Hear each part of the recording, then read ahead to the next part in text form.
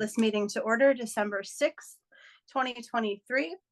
In accordance with Mass General Law, Chapter 22 of the Acts of 2022, signed by the Governor on February 15th of 2022, I announce that this meeting of the Select Board is being recorded by Hadley Media, the Select Board's office via Zoom, and ask if there is anyone else who's present that is also recording this meeting. Okay, seeing none, let the minutes reflect that no one else has indicated that they are also recording the meeting. All right, so we're actually going to start off with 2.1, appointments for public hearing of Birch Meadow Drive. Grab my thing. Okay. I hereby open the public hearing for the following takings as authorized pursuant to Article 14 of the October 26, 2023 special town meeting notice, having been provided to the owners noted below on November 20th, 2023.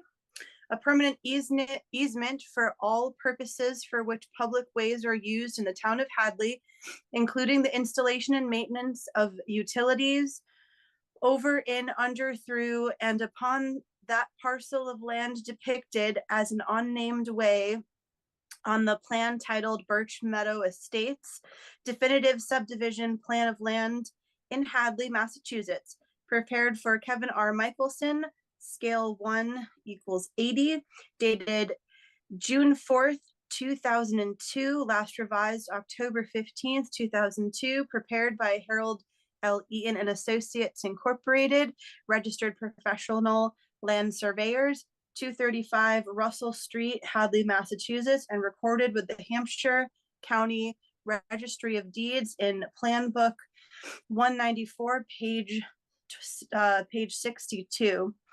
And B, a permanent right and easement along, above, and across strips of land and drainage area located on Lot 4 on the northerly side of Rocky Hill Road in Hadley, Hampshire County, Massachusetts, as shown on the above referenced plan for drainage purposes appertinent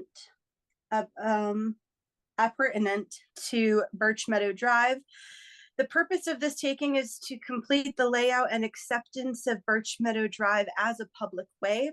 The Select Board has voted to award no damages for this taking to the affected lot owners that abut Birch Meadow Drive, who are on Schedule A in order. Okay. Now, is there anyone here? I'm gonna say so moved because you read the motion, so I'll second that. No, we have to read the whole motion. Oh, no, so we have to do, if there's anyone here who's speaking in favor first. And Amy, our attorney, Joseph Rutolo, I hope I said that right, is here if you have any questions for them. Okay. Is there anyone here speaking in favor? Any hands raised? I don't see any. All those speaking against? Is there anyone here for that? Okay. Is there any discussion from the board? I think, Amy, it would be appropriate just to let people know that this was voted at town meeting, even though it was, you did mention it in your opening speech, but this is something that was accepted at town meeting, and this is just finalizing that process. Yes. Okay. Ready for a motion then? Yeah, so I'm going to close the public hearing, and now we need the motion for someone to read that. Let me read it. You want to read it? Go ahead. Okay, so I hereby move that the Select Board acquire by eminent domain for municipal purposes, more specifically to complete the layout and acceptance of Birch Meadow Drive as a public way, as authorized pursuant to Article 14 of the October 26, 2023 session of the Hadley Special Town Meeting, and further to authorize the chair, Amy Parsons, to execute and enter into any and all documents necessary to effectuate the acquisition of said property. A permanent easement for all purposes for which public ways are used in the town of Hadley, including the installation and maintenance of utilities over, in, under, through, and upon that parcel of land, depicted as an unnamed way on the plan entitled Birch Meadow Estates Definitive Subdivision Plan of Land in Hadley, Massachusetts, prepared for Kevin R. Michelson, scale 1 inch equals 80 feet, dated June 4th, 2002. Last revised October 15th, 2002, prepared by Harold L. Eaton and Associates, Inc., registered professional land surveyors, 235 Russell Street, Hadley, Massachusetts, and recorded with the Hampshire County Registry of Deeds and Plan Book 194, page 62, and any pertinent drainage, utility, or other easements related thereto. And further, the select board award no damages for said eminent domain taking. Second. Okay, motioned by Molly, seconded by Joyce. Is there any further discussion? All right, seeing none, can we have a roll call vote, please? Roll call vote, Keegan, Yes. Chungalo, Yes. Isaac, Yes. Nevin Smith. Yes. And Parsons. Yes. And Thank- I also forgot to say in my opening that in attendance today is Molly Keegan, Joyce Chunglo, Randy Iser, Jane Nevin Smith, and myself, Amy Parsons. And because I'm on Zoom, all votes will be taken via roll call.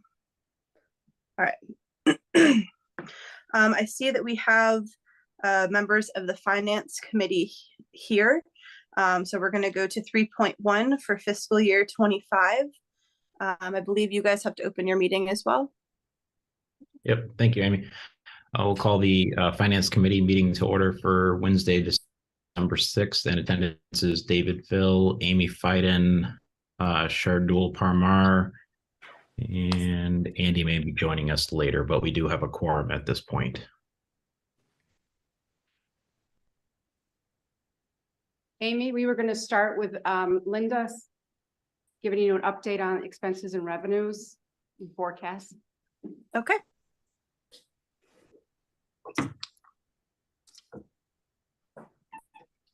I'm going to just mute myself so I can put my video on.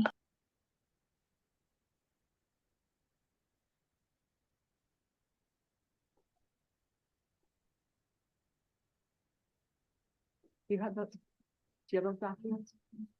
Yep. Am I posting them up there? Sure, I'm happy to. Yep. Sorry, there's people trying to join the meeting too. Give me just 1 second, please. Or maybe you could start, let me just catch up to you. Sure. Okay, so we're about to pick off the FY 25. Before we did that, there was interest in both the finance committee and its level and getting together and discussing priorities and making sure that we're in agreement. Where we stand. So before we start, I always like to go with a year to date. Where are we right now? How is our year to date going this year? And then the next thing I'll do is do some projections into 25 for the revenues. So the general fund report is the same as I did last year. I try to do some improvement this year. So at this time I've got a yellow highlighted across the requisite lines where we are right now. Is our first quarter. So you got water up there. You said you're doing the general fund and that says water. Water.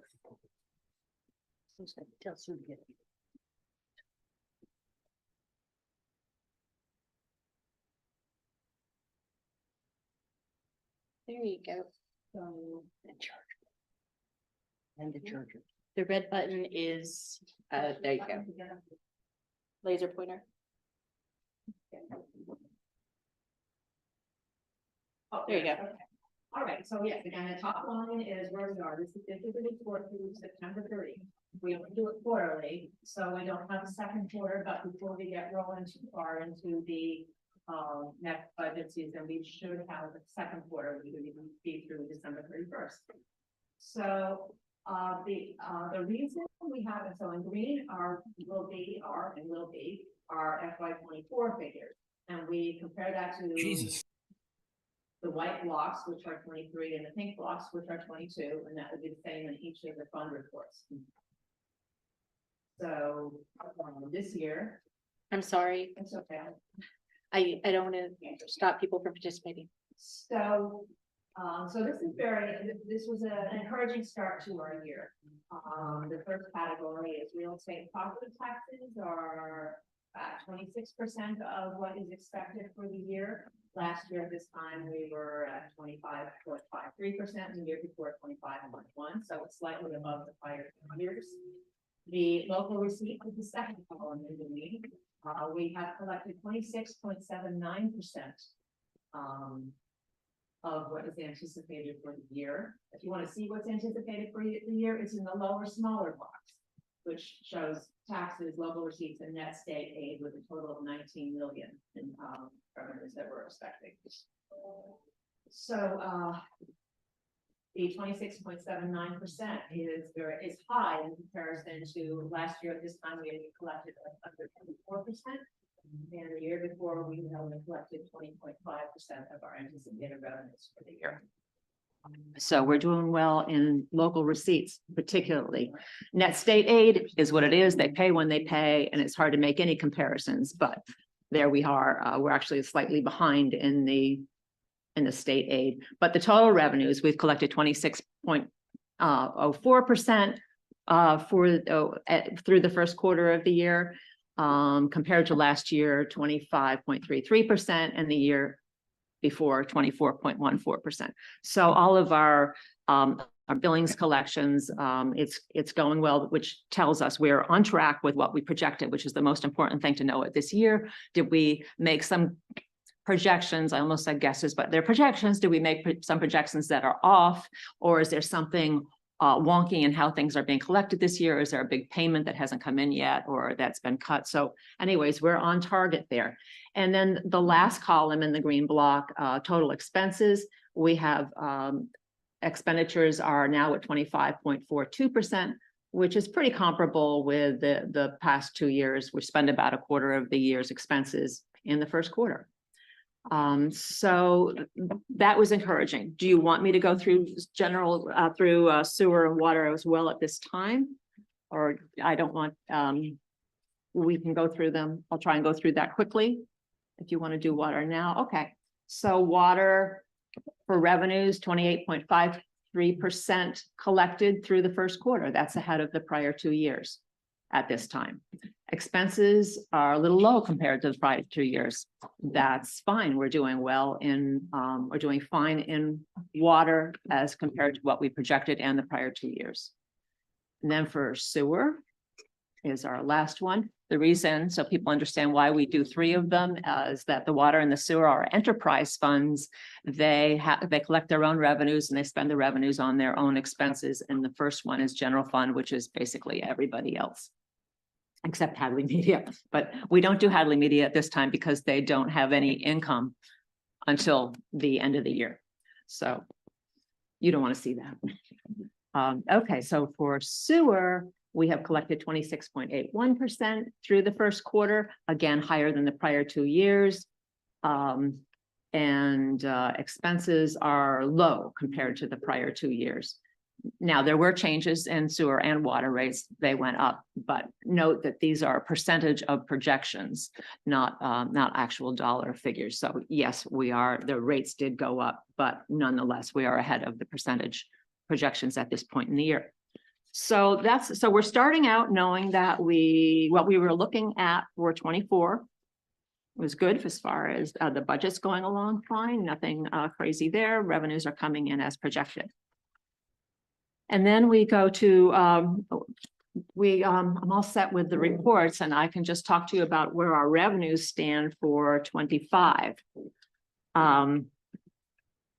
this the right one? Yes. So our revenues in the property tax area, we have our usual increase of 2.5%, plus a nice boost in new growth. Went up by 175. We're projecting it to go up. Dan is projecting it to go up by 175,000 in the assessor's office. And So that's a total of $610,000 increase in real estate taxes that we project for 25 as compared to 24. So anytime we have an increase, that's more money that we get to apply to the budget the next year. So state aid, I have not done a projection there yet, but it's usually an increase.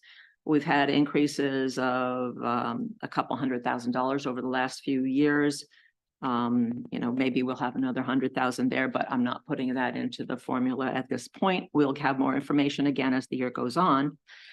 Local receipts is a good one for us. We have several increases that are being projected based on our year to dates. Because as you saw from the local receipt report, we were coming in high, which meant there were particular ones, meals, rooms tax, particular ones that are already coming in high. Our investment income, what do we project for the year? 25,000. As of the first quarter, we have 46,000.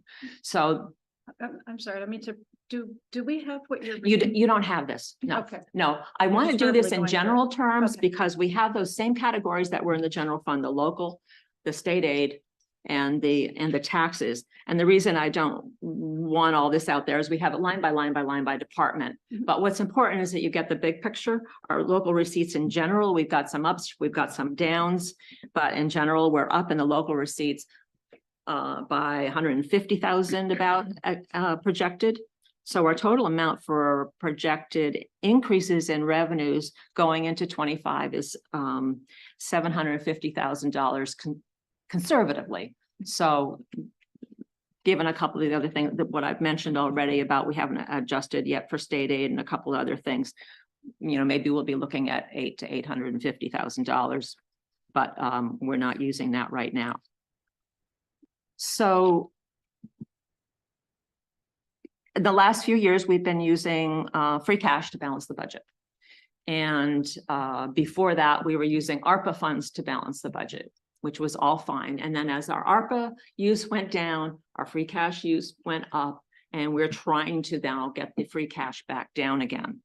So this past year, we used, after special town meeting, it's just over 1.1 million in free cash that we used. We have, at this point in time, and this was on each of the reports, and I forgot to mention it, but it doesn't matter. I'll tell you, our free cash balance after town meeting is $957,000, which is a great place to be at this time of year. Most of this last round when I was on finance committee before I became treasurer, after special town meeting, zero. Every time, zero for every year in a row. So this is a great improvement over the last few years, how the budgeting has been happening and of how what we've been doing with the revenues as it comes in. So we're starting with 957,000. And I know there's no interest in either of the in the finance committee or select board at this point in using 950,000 for the budget next year. But we did use $1.1 million and we want to bring that down. So we did talk the other day about bringing that down, maybe 750, maybe 800,000. That is a reduction in use of free cash by about $300,000. If we're able to do that.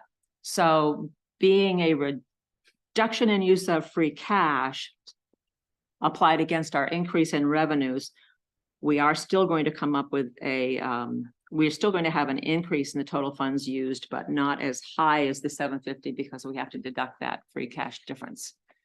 Now, Molly, and when we were part of this meeting on Tuesday, if you didn't see my late afternoon email, it is different than what I was saying on Tuesday because I was taking the 750 in free cash and adding it in. It was just the wrong thing to do. And Dan was explaining it to me, and then I ultimately did understand, and oh, jeepers. I'm glad it was done before we got here, but it's an offset. We used 750 this year. Last year, we used 1.1 million. That's a reduction in free cash usage that's available to us, offset against the increase in the 750. So if we kind of, I think it's still on the conservative side to say that we have $400,000 to $500,000 between the revenues and the offset, that we would look at increasing the 24 budget into 25 by about $500,000. Maybe by the time we get there, we'll have more. It doesn't leave a lot of room for we have a lot of priorities that we've been discussing, and I'm going to turn it over to Carolyn to take it from here. There's a, how we're going to use that. A lot of it is going to get, can get absorbed in just regular increases to the budget, insurance, benefits. We don't know what the school is going to come in at. So it could mean for a tight budget. If it's too tight, we do still have the backup of this free cash. We don't at this point have any stated use for free cash. I did want to mention that, remember that some of the budget is now, we borrowed it from capital. For those that are interested in using free cash and capital, we put the cruiser and town computers into the budget this year. So that's $100,000 of capital that we're moving right into the budget. So we're trying to do some things like that will bake in some of these regular needs And into ambulance, Linda? the regular budget. Pardon? And the ambulance, we know. And the ambulance, and then ambulance. We're not going to use up everything that was allocated in the article this year. And this is something that, I talked to Mike Mike's Chief Spanknable this afternoon about how we're going to, we just have to talk a few times about what's going to happen with the special revenue budget. They didn't get started on July 1 in the ambulance. They got about 3 months later. There were still some expenses that happens. And then there's also going to be income coming in, and whether we use that as an offset this year or if we choose to allow that to accumulate and then move off in a different way, move over into it a few years from now, it's something that we still have to discuss. But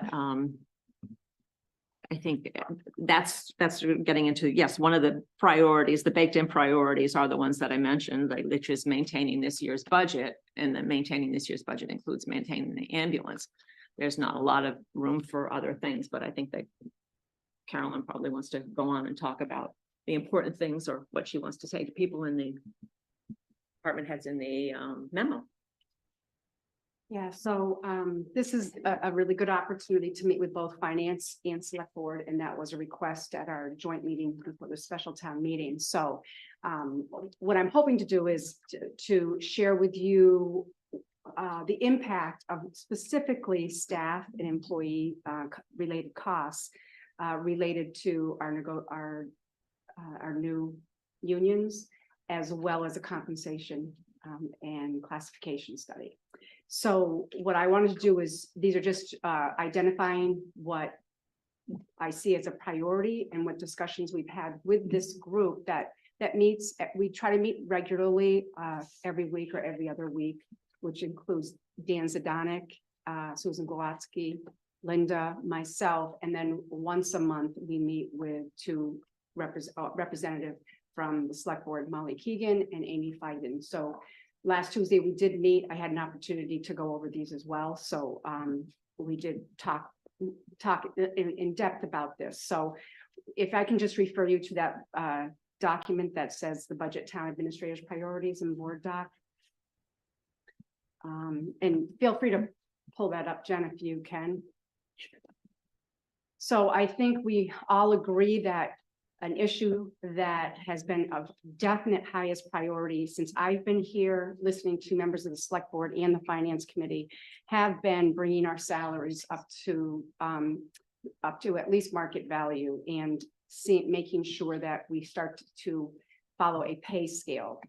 As a reminder, you've had a few compensation and classification studies, but they've never been implemented and followed. So this is really a commitment to have this completed.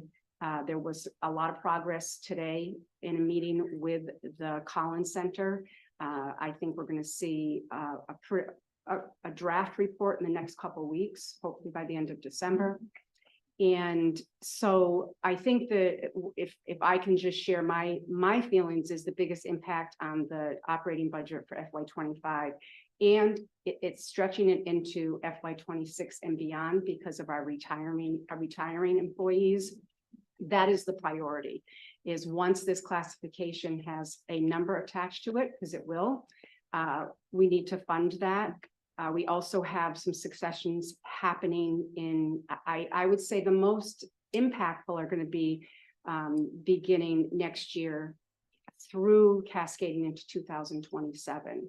And we need to look at that as we fund now and be anticipating what those additional costs are going to be in the next few years as those positions get replaced and we want to recruit qualified individuals. So it is very expensive, as you have been seeing, as we've been hiring new people, we're hiring at a higher rate because that is what the market is out there, and Hadley is low. We have some contract negotiations with the 3 unions that have been around for a little bit. Communications, police, and DPW will be coming up with FY26, which isn't that far away. But we need to be able to fund anything from that, from any of those negotiations, and then other personnel contracts as well. Other things that have been talked about since I've been here has been to bring in-house an accountant. As you know, we have advertised for that. In the past, we have not gotten any candidates. So we are paying a significant amount up to absolutely a salary of an accountant with our outsourcing. But I do think there's areas that we would have, it would be more efficient to have our accountant in-house and taking some burden off of employees who are doing some accounting tasks because we don't have one in-house. The other one is IT. We outsource IT. It is draining on some employees, but that's not what they were hired for. So when I say the budget impact would be minimal on that sheet, I think it's just that it's not a full position. We've already got some funding for IT, and the accountant, certainly the funding to outsource is the same as to hire someone in-house. New positions that we've definitely been talking about has been a planner. I definitely recognize that role needs to be clarified, and I think that's something we might want to consider at this special town meeting in the fall. The mental health clinician for the police and COA, we do have opioid money for that, but again, we need to take time to take a look at what that position would look like. If we were to bring in any new positions like an accountant or IT, we do need space. And I really, if you've been in the conference room at the town hall, it really has become full of clutter. It's good clutter because we have to keep some of that clutter, but part of it is scanning. And this is not to replace Terry, who's been diligently scanning all of those plans and documents and putting them into onto files on the computer. But it'll be years before we can clear that room out. I think it would be worthwhile to look at the cost of hiring a company to come in and do that quickly and see if we can free up some space in town hall for employees.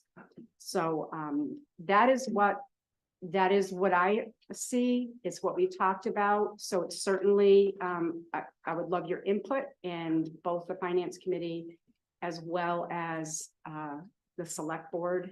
I have a budget memo prepared, but it's only dependent on if you have anything in addition to add to this, or totally don't agree with what I put down as what I see as priorities. So questions, comments?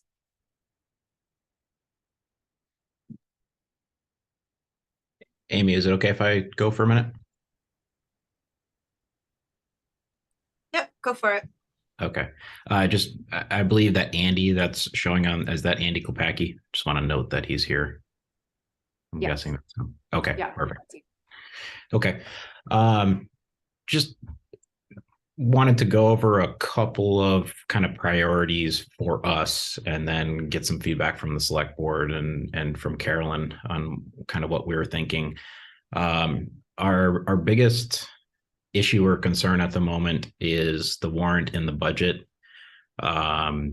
We'd like to have both of those, and we understand they will be, very much draft versions, but we'd like to have them by February 1st. And with the understanding that they're a work in progress and they're going to continue to change. But we just getting them a couple weeks before town meeting doesn't give us a chance. I think we squeezed in 2 meetings last time. There's just not enough time to dig into it and get answers to questions that we need to make decisions from the finance side. Obviously, the warrant may just be full of placeholders at that point, and that's perfectly okay. But at least if we can have a general idea of financial impact for the warrant articles, that would be a big help to us and allow us to meet more often.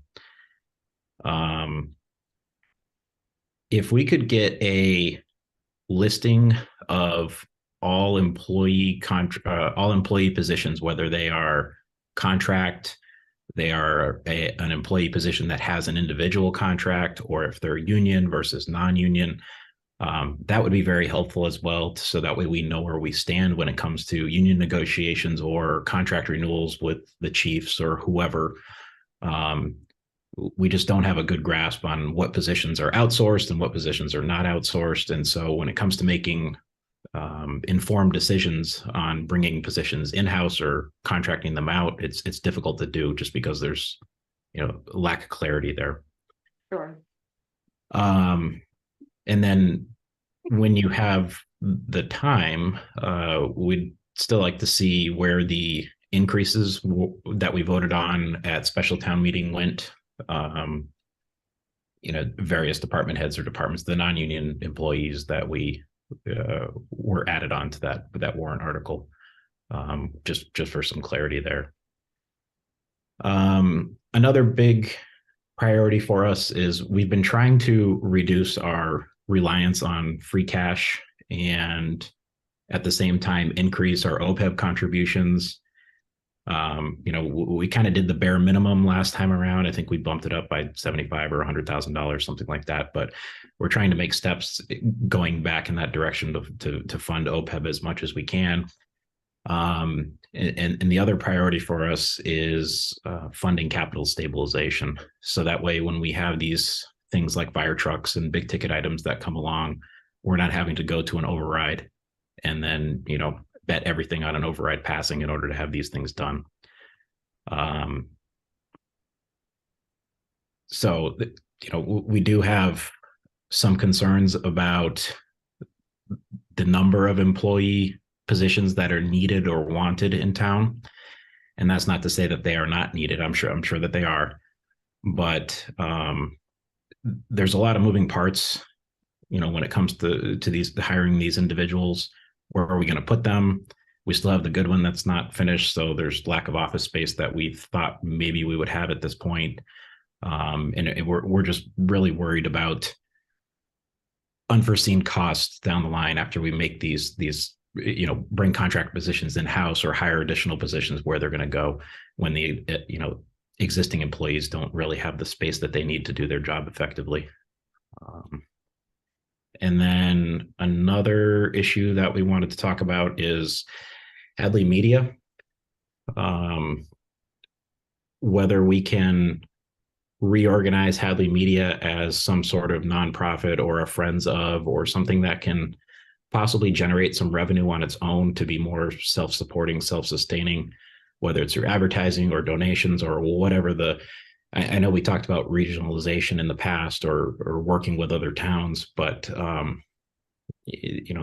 way we're going, we're just constantly draining the Hadley Media reserve fund, and we have some concerns about the, long-term prospects there. So just some of the concerns we have. Any other finance committee members? Did I forget any of the kind of bullet points there?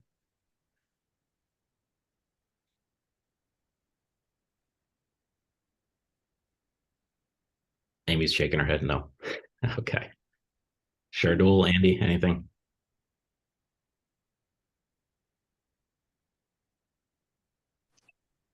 Yep. No, I think you summed it up well. Okay.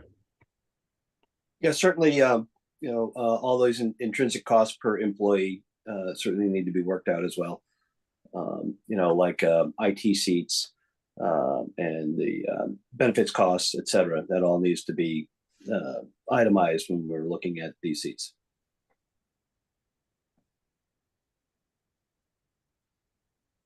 Amy, is it okay if I ask a question of the finance committee? Yep, go for it. Okay. David and the rest of the finance committee, one of the things I think might be helpful, I don't know if you guys would agree, would be to have, I'll call it kind of a higher level discussion with you even before the budgets start rolling in to talk about things that you're bringing up, like OPEB funding, capital stabilization, different ways that we could look at funding those things, just to kind of talk through that before we, to your point, we get right down to the wire and all of a sudden we've run out of time to have those conversations.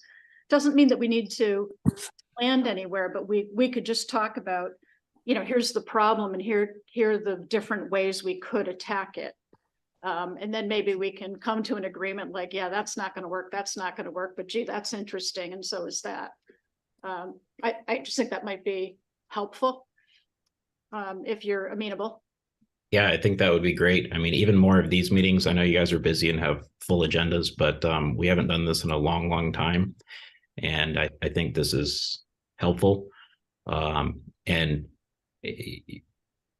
there's a big want list, so to speak, for positions and various priorities for different departments. And I get that, but obviously we can't afford them all at once. But I think if we can get on the same page between the select board and the finance committee about what the priority is, whether that is funding OPEB or it is hiring new individuals or, the wage study results, taking care of those, I think at least we could attack them one at a time rather than just kind of treading water. Amy? To your point, though, I have asked, Humira is here from the school department, and they're a big piece of our pie for our budget. Mhm. And I was just wondering if she had any thoughts that she wanted to share with us tonight either. We seem to always forget that third piece of the pie.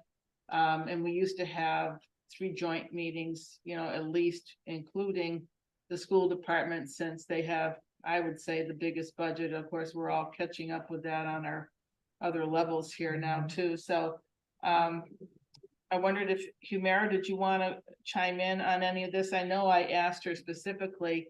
One of the things that the school department was talking about was geothermal. And it's something that can be used with our other town buildings. We were talking about doing the solar up on this building and on the library and so on and so forth. And this geothermal presentation that they had at the school department was quite interesting, that we could use that on the rest of our buildings in town also, which at a minimal cost, that would be probably less than putting something on the roof of these buildings. So Humira, I see you're unmuted. Did you want to share anything with us tonight, please? Annie's there too. Oh, Annie. Hi, Annie's here. Joyce. I Thank missed you. you. Yes. And Annie's here as well as, I believe, well, no, I think Chris was here, Annie, is that correct? And he may not be now. But thank you so much, Joyce, for bringing us into that conversation. And Annie can say with much more detail what the factors are. But we passed a 10-year capital budget, which had us changing out our oil burners next year, I believe it is, or possibly the year after. And our original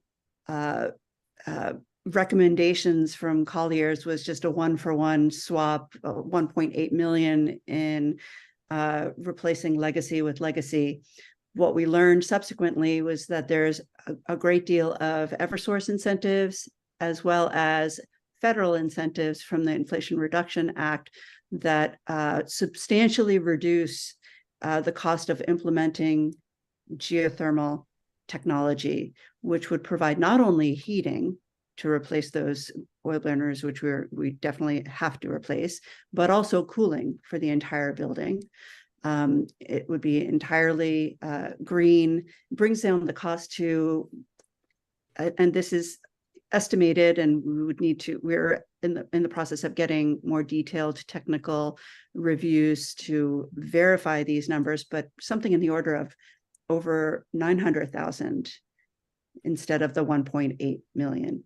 So it seems like a completely, logical and no-brainer thing to do. We would be likely the first in the state to do what is called a deep energy retrofit. Many schools, brand new schools, are going with this technology from the get-go, but we would be the first that takes an established building with strong bones and investing green technologies into it. And so that's what we've been discussing. We've also been talking about solar, clean energy that is in the form of geothermal would require more electricity. And that's what we want, right? We want clean energy derived from electricity rather than fossil fuels that will emit into and pollute. So a solar solution that has a company owning solar, or that has us owning solar in light of how affordable those rates have become, also seems like a smart next step, or perhaps in parallel. But we want to do what's in the best interests of the town, and having the select board and finance committee become steeped in these numbers and this opportunity, because it is a town investment. So that is something we're very keen to have as a conversation with you. I'm going to pause there and ask the superintendent, Annie McKenzie, if there's anything else she'd like to add to that. Just speaking more generally to the budget process. So I appreciate the fact that folks are talking about your hoped for timelines. That certainly, I know that Town Administrator Brennan will then let all of us know when we need to have our budgets in for your review. At this point in time, we're very early on the school department side. We are working on our FY25 projections. At this moment in time, there does not appear to be anything that has us thinking, oh my goodness, something is trending in the wrong direction. So school choice in, our school choice receiving is increasing, our school choice sending is stable or decreasing.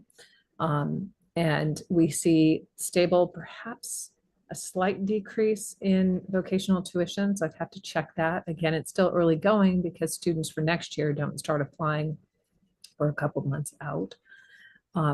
We have seen fairly consistent and increasing grant revenues to support some of the new programs that we have at Hopkins Academy. And we do anticipate that those will continue. Again, I'm doing a lot of crystal ball gazing right now, right? Because we don't have cherry sheets. I don't know where the state will end up. But if I look at previous budgets and I see the consistency with the executive office funding some of the programs that we've developed at the high school.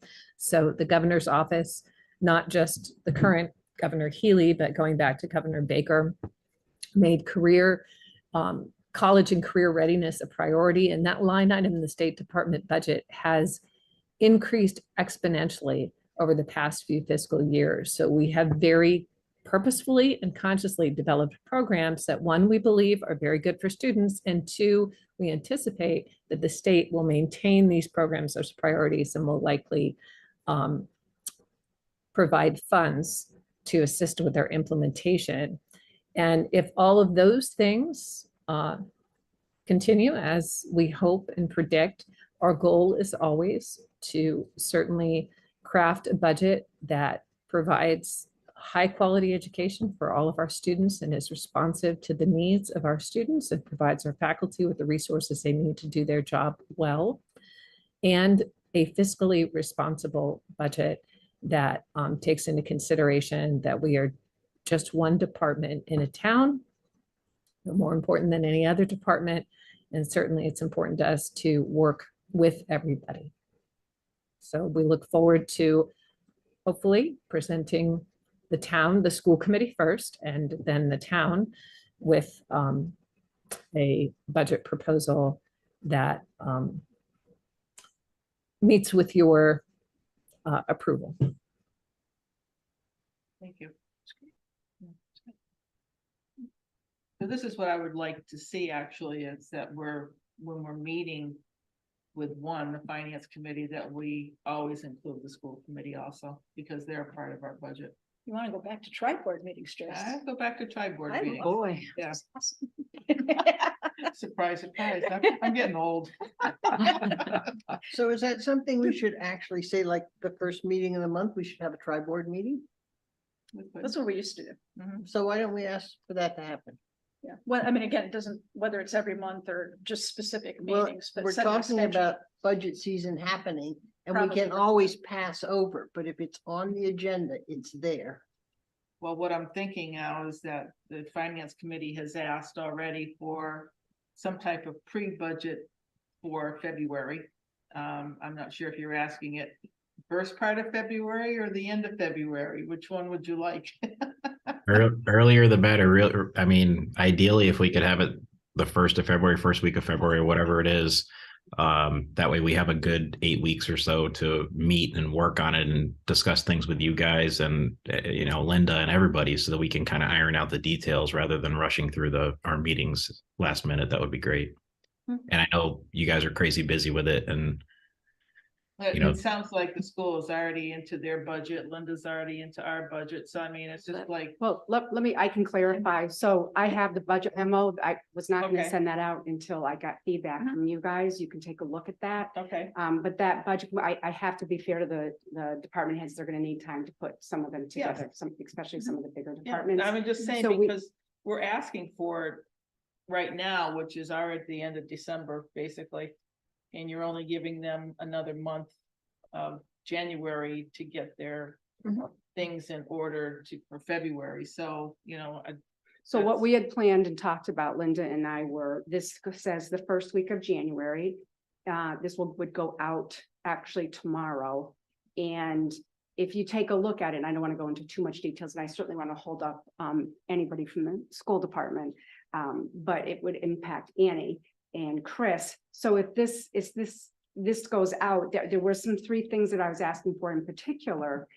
So there's a little bit of explanation that's going to come with them. I have asked for a narrative to highlight the highlights of this year and challenges that each department has had.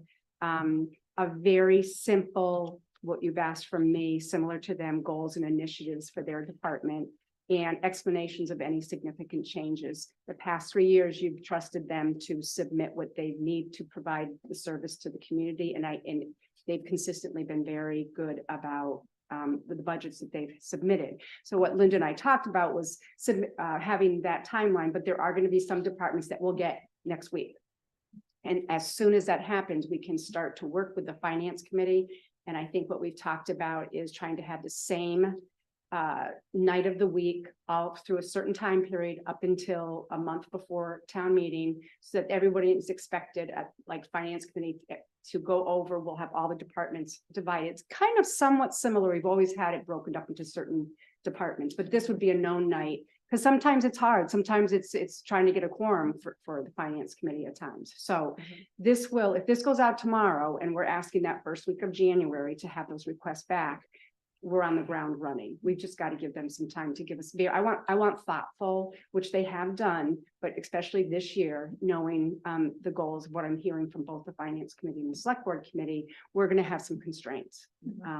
But my request to both of these committees is, are you in agreement that we need to see what that impact of that classification and compensation study is, with a commitment to do the best we can to fund it and maintain it from year to year. But maybe the first meeting in January, we could have a tri-board so that we can find out more about the school project. And then also that could be the meeting that David and I were just talking about, which is where we're talking about kind of big picture, more policy discussions around free cash stabilization fund, capital stabilization. And can I make one ask too, relative to the budget? Sure. So, you know, and again, obviously the story is personnel.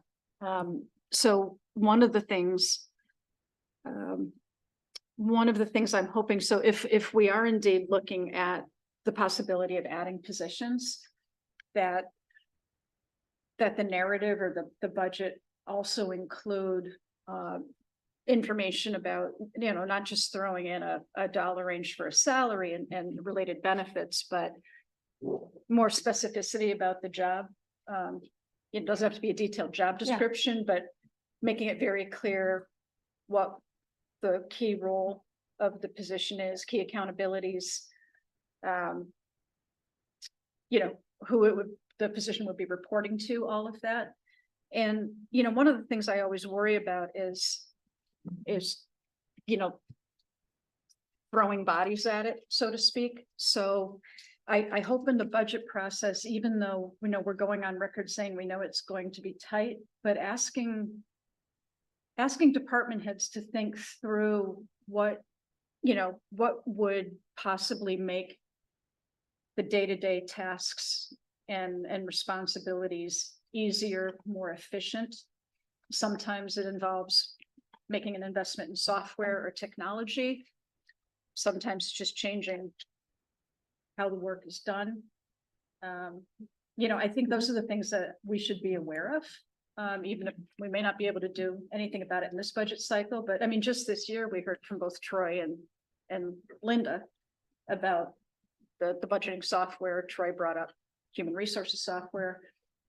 I mean, there's a lot of busy work that's going on in departments that could be resolved by making an investment, and, you know, costs money now, but if it's going to save us time down the road, you know, inspections software we've talked about in the past, permitting, those types of things. I just don't want that to get lost because we're saying, oh, we're talking about people. Right. I don't want to negate the opportunity for that. I would like to add to that, that in the difference between outsourcing and in-house, it would be useful to know what we're currently paying for outsource and what it would look like if it was an in-house budget. And likewise, on the new positions, specifically the planner, talking about how that might impact income towards the town, as well as what we're going to pay for the expense of the planner. That's a good point. I think Good, everybody Randy. seems to be pretty excited about this process. And so I think, and the more minds we can get together at one time, I think it'll help think things through a lot faster, come up with some different solutions than had been previously thought about, for instance. Well, I really like that too. I mean, it's very difficult when you're working in a vacuum and you're just working solo and just churning those same numbers over and over. And then it's good to get other perspective. I would like to ask if, I think, David, you were reading from a punch list. Is that written down what you, okay, if you could send a copy of what you, of your list, it would be really helpful. Because as you started, I thought, oh, I can remember that. I can remember that. And by the time you got to 4 or 5, I got, it's okay. Yep, I need to that's know. no problem. Yeah. All right, good, thank you. Molly, I like the idea of having somewhat of a duties and responsibilities listed in there, because one of the things I've been hearing, you know, with the HR assistant position is everyone said, well, we just hired an HR director. Why do we need an HR assistant already? Well, people don't understand that that's taking pressure off Joan and the stuff that she does and in other areas. So I think if we could put that out there, that would be a big help. And I think the rest of the committee can correct me, but I think probably our most important hire on this list would be a planner or a professional engineer at this point. Just speaking for myself, I think the IT stuff can wait. I think the in-house accountant can wait. We can stick with a contractor if that means being able to get a planner or a professional engineer in-house to do some of these important tasks that will increase revenue for the town and will help with other areas of revenue generation. So like I said, I'd love to have all of it at once, but I think we're really gonna have to target, you know, one at a time and go for it.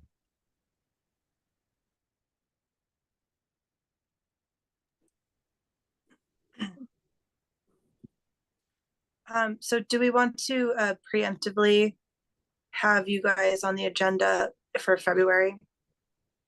I think we're talking January 1st. January, you want to do the January one first?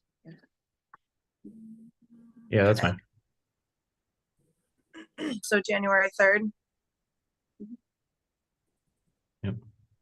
That's it. And then Okay. ahead of I was like, I'm not. Not New work Year's that day, Day. Sorry. Okay, so we're gonna invite everybody for the school. Yep. Tri-board Yep, meeting. tri-board. Yep. Back to tri-boards. Okay. Is that good for school department? Yes? Annie?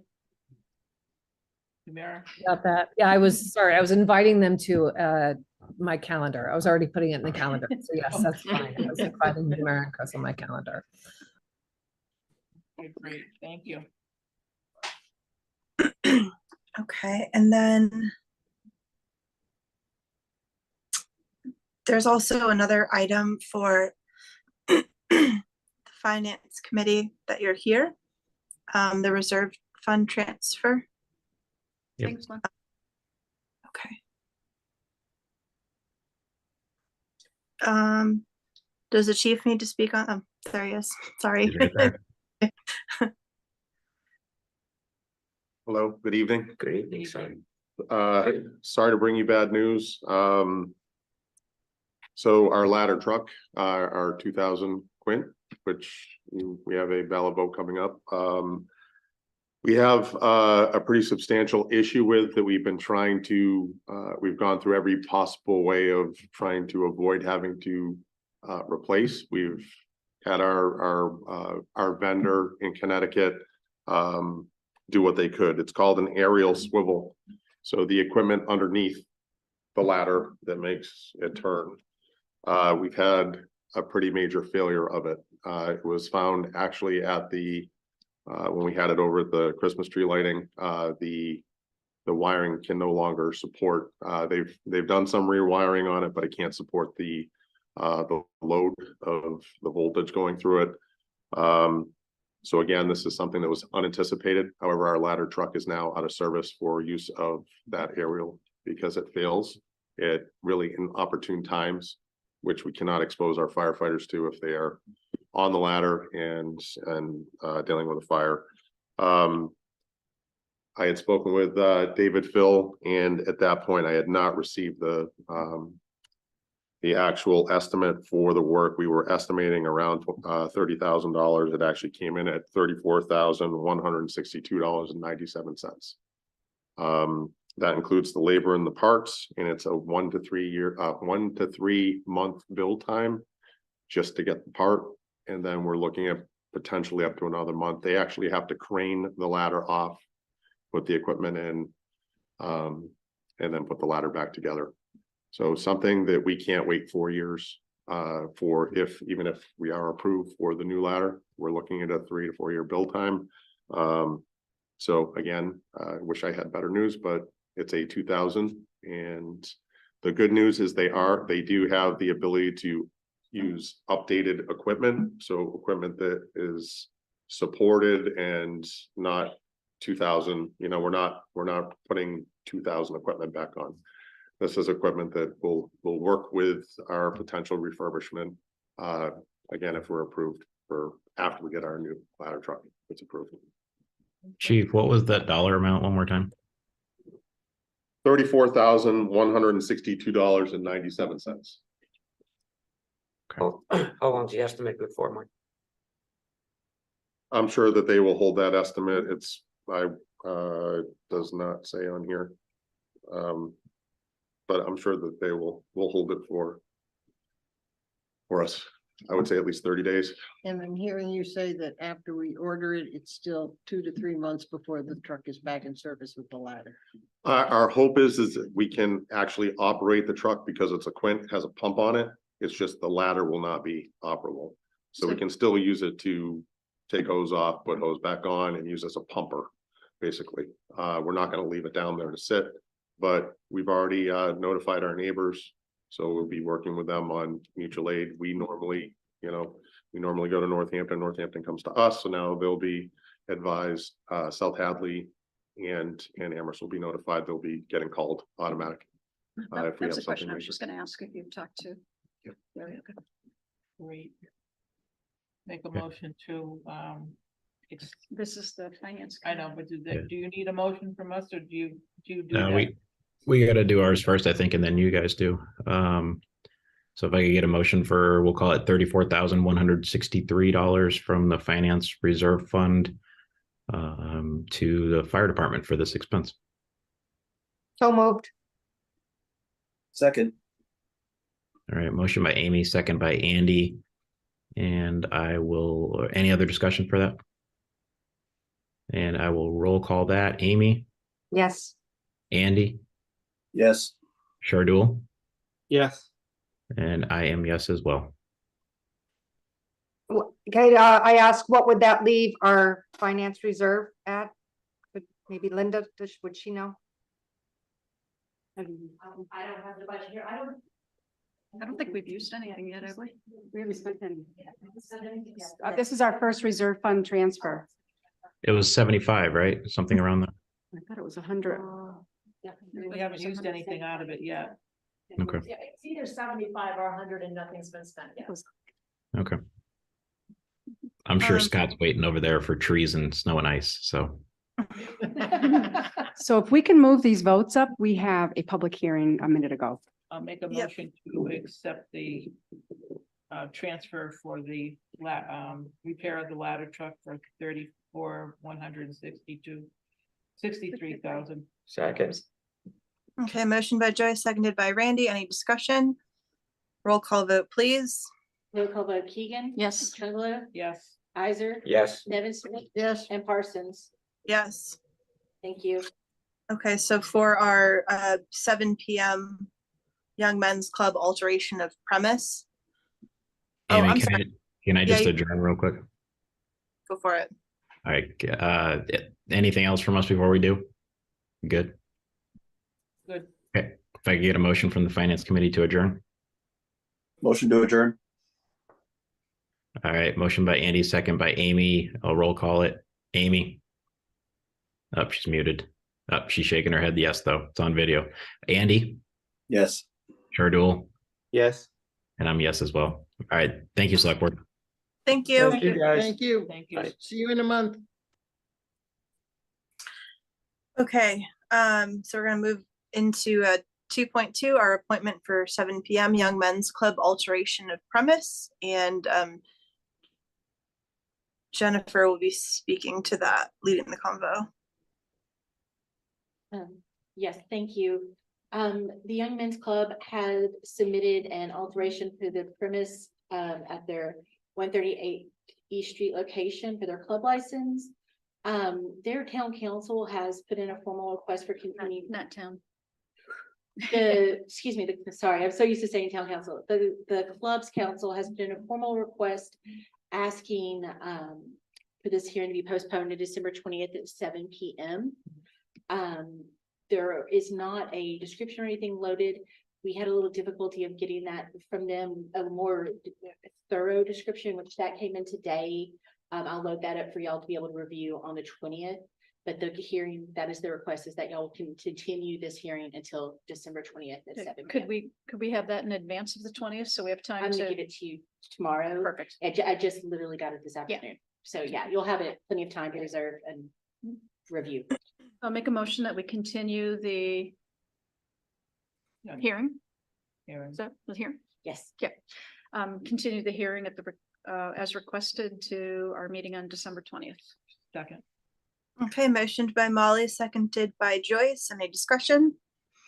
Roll call vote, please. Roll call vote Keegan. Yes. Chungalo. Yes. Isaac. Yes. Nevin Smith. Yes. And Parsons. Yes. Thank you. Okay, so we're gonna move to 4.1, public comments. Public comment is a period of time for 15 minutes for the public to bring their concerns before the select board. Please limit your comments to 3 minutes so that all members of the public have an opportunity to speak if they wish to do so. Is there anyone here for public comments? We have several people raising their hand in the room. I believe that Ed Grillinski is the first gentleman that raised his hand. You can come up and Please identify himself for the audience. please identify yourself for the audience when you sit at the table. Good evening to the select board. I'm Ed Grunski from Hadley, Massachusetts on Mount Warner Road. Basically, what I'm here for today is I made some complaints on zoning law violations. Last meeting, you guys are taking it to review, so I want to see what you come up with. Did you take it under review? Looks like a no. I got Quinlan right here. If you want to get updated, I ain't gonna be here all day. I got a lawyer. Quinlan's been up, Cook's been up, numerous violations with a couple of neighbors. So how do you want to handle this? I'll come back another day, or do you want to have a meeting with Quinlan? I got documentation, some APR violations. I got a whole list. Well, this is just a Well, comment. this is, pardon? I know you already made your comment. So what are you So this gonna is- do about it? This is a comment period also. I don't know if anything was projected to anyone else after the last meeting. Well, I would hope so, because I come here for a complaint to get it solved, and no hard feelings, but if you guys can't do it. I talked to Quinlan Moore and a lawyer, and then we handle it from there. So basically, this is not the right place to get a problem solved of what I'm dealing with. I cut the bushes down, so the workers can see from that point of view. So there's a safety issue. So, but sounds like you can't handle it. So yes or no? Eddie, Yes. in this segment of the meeting, we are allowed to listen to what you have to say to Yeah, but us, if you don't do nothing, but we can't respond. okay, if you don't We can't respond, work it. I'm wasting my time. So I talked to my lawyer, and I talked to Quinlan. No hard feelings, but I'm used to getting things done, not just listening and doing nothing. So it's up to you guys. So that's your job. So. Just- Okay, thanks for your time. I won't waste anybody else's. I'll talk to the lawyer, Quinlan, and you. We'll work it out some way. Like I said, I will take care of myself in certain conditions. Thanks. All right. Administratively, could I just request that the select board receive an update on that issue?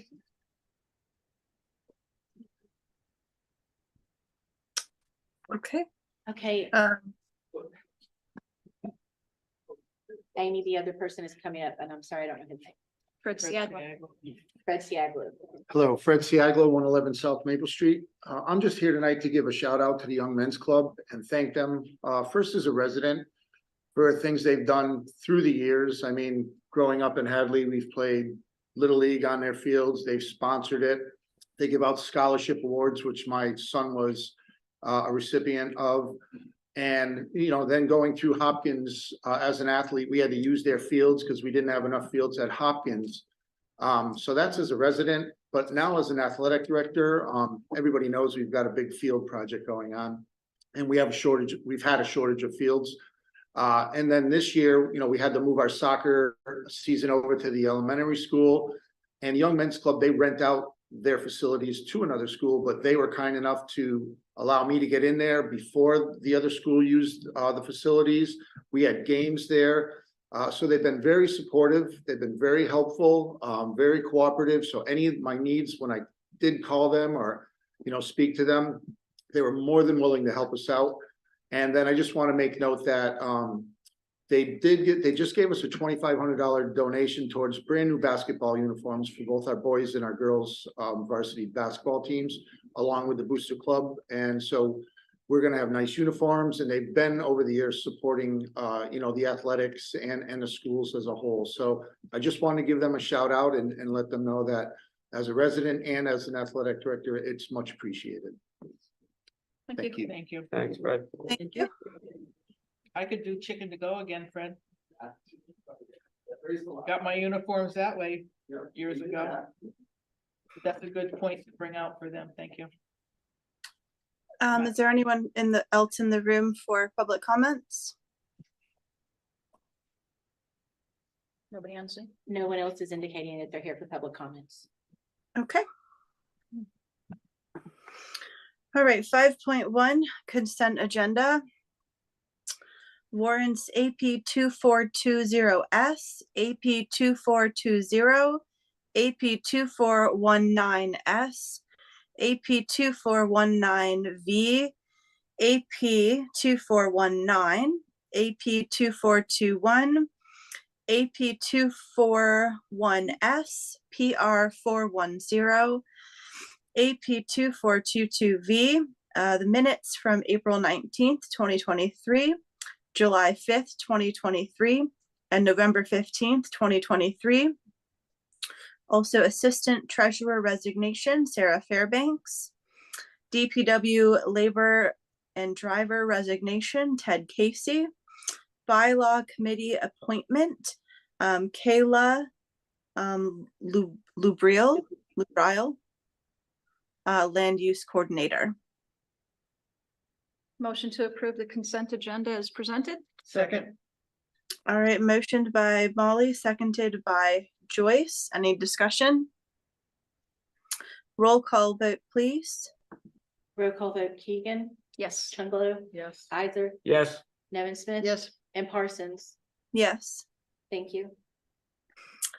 All right, moving to old business 6.1, the appointment of the Human Resources Assistant. Shelby LeBombard. You here? She's not here. Not here. Okay. Does Troy have? Troy, any- come Troy, on you up and wanna talk to us, please. Give us a rundown. She's going to start on January 2nd. Joan's very excited. She's coming to us from a private employer. She worked for a long period of time at East Hampton Public Schools, working with payroll and that type of thing, like benefits and so on and so forth. I think she's going to be a great asset to Joan and our team over in the HR department. Did you have more than one applicant? Oh, yeah. Yeah, we interviewed quite a few. And we actually extended an offer to one candidate who withdrew her candidacy at the extension of the offer, and then went back into the interview process, and this was the candidate that we liked the best. Motion to accept Shelby LeBombard as the new human resource assistant. Second. All right, motioned by Joyce, seconded by Jane. Any further discussion? Roll call vote, please. Roll call vote, Keegan, Yes. Chungalo, Yes. Isaac, Yes. Nevin Smith. Yes. And Parsons. Yes. Thank you. Okay, 6.2, so the Russell School feasibility study, our recommendation. So we went back and did a second interview with the two finalists that we had talked about at the last meeting. And so we recommend awarding the contract to AHF Boston and Allegroni companies. You know, when we had gone through the process of interviewing the four, the final two were extremely close. And then when we had done the second interview, by the end of it, it was absolutely unanimous with everybody. We thought they just blew the second one out of the water. No questions asked. Is there anything that you wanted to add, Carolyn, to that? Yeah, if I can add, I did hear back from two reference checks. I have two other ones that I'm waiting for. Both were outstanding.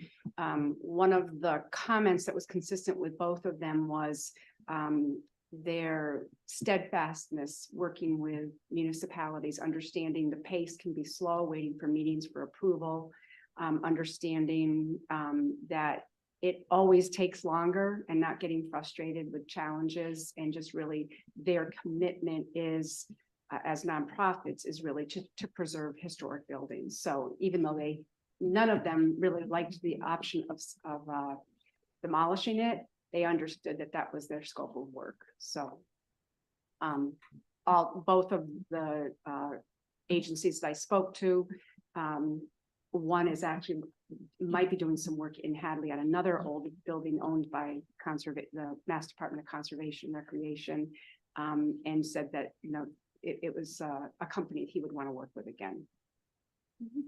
And so can you describe, assuming we go ahead and approve this and then they're hired, like, how are they going to interact and with whom? So it's pretty, I think the best thing to do is to invite them to come and let them explain how they move forward with it. So that's part of what was the draw, was their understanding and civic engagement and municipal and getting Mhm. by in the community and listening to the community. So I think it would be most helpful, if that would be helpful to have them come in. Okay, so they'll be working at the select board's direction, and then there's no other committee involved at this point? No. That was just strictly. No, we had forms. talked about this supervision would be through Gary and myself to be able to supervise the project. Right, that's kind of what I was getting at, Yeah, making sure. yep. Through the select board, absolutely. Do they give a general sense of what they think the timeline might be?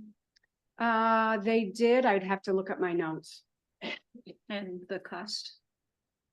It's, we had done up 40,000. to 40,000, so it was, what was it? Do you have to whisper? Yes, I do. Your best fellows. I believe that their bid came in about 39,500. So they're right under, and honestly, everybody came right in there. So, yeah, that I'll say is on the working group though, that the second interview, they were so great. They really got the scope of the project, and I appreciated it, having the chance to see them and hear them again. And that was within what got approved? Yes, the amount is 40,000 that was approved. 40, okay. Yeah, and everybody knows, with public bidding, everybody knew what the budget was, so everybody came in just under. Sounds good. Do we need to make a motion? Please. Okay, make a motion to accept the AHF Boston / Algroni companies to do the feasibility study for the Russell School. Second? All right, motioned by Joyce, seconded by Molly. Is there any further discussion? Roll call vote, please. Roll call vote. Keegan, Yes. Chunglo, Yes. Isaac, Yes. Nevin Smith, Yes. and Parsons. Yes. Thank you. Okay.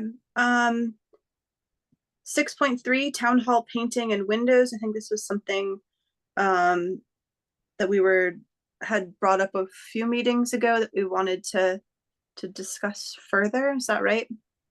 Or no, Yeah, that I was think, yeah. I'm just looking for a formal vote on exactly the scope of work. I think we've talked about the town hall, whatever it is, everyone Well, gets now that the painting. columns are stark white, it's kind of. So it would be the exterior of the building, new windows, and I think bringing into the ramp and the cement steps. If you've been walking up the town hall lately, it's not looking great. Yeah.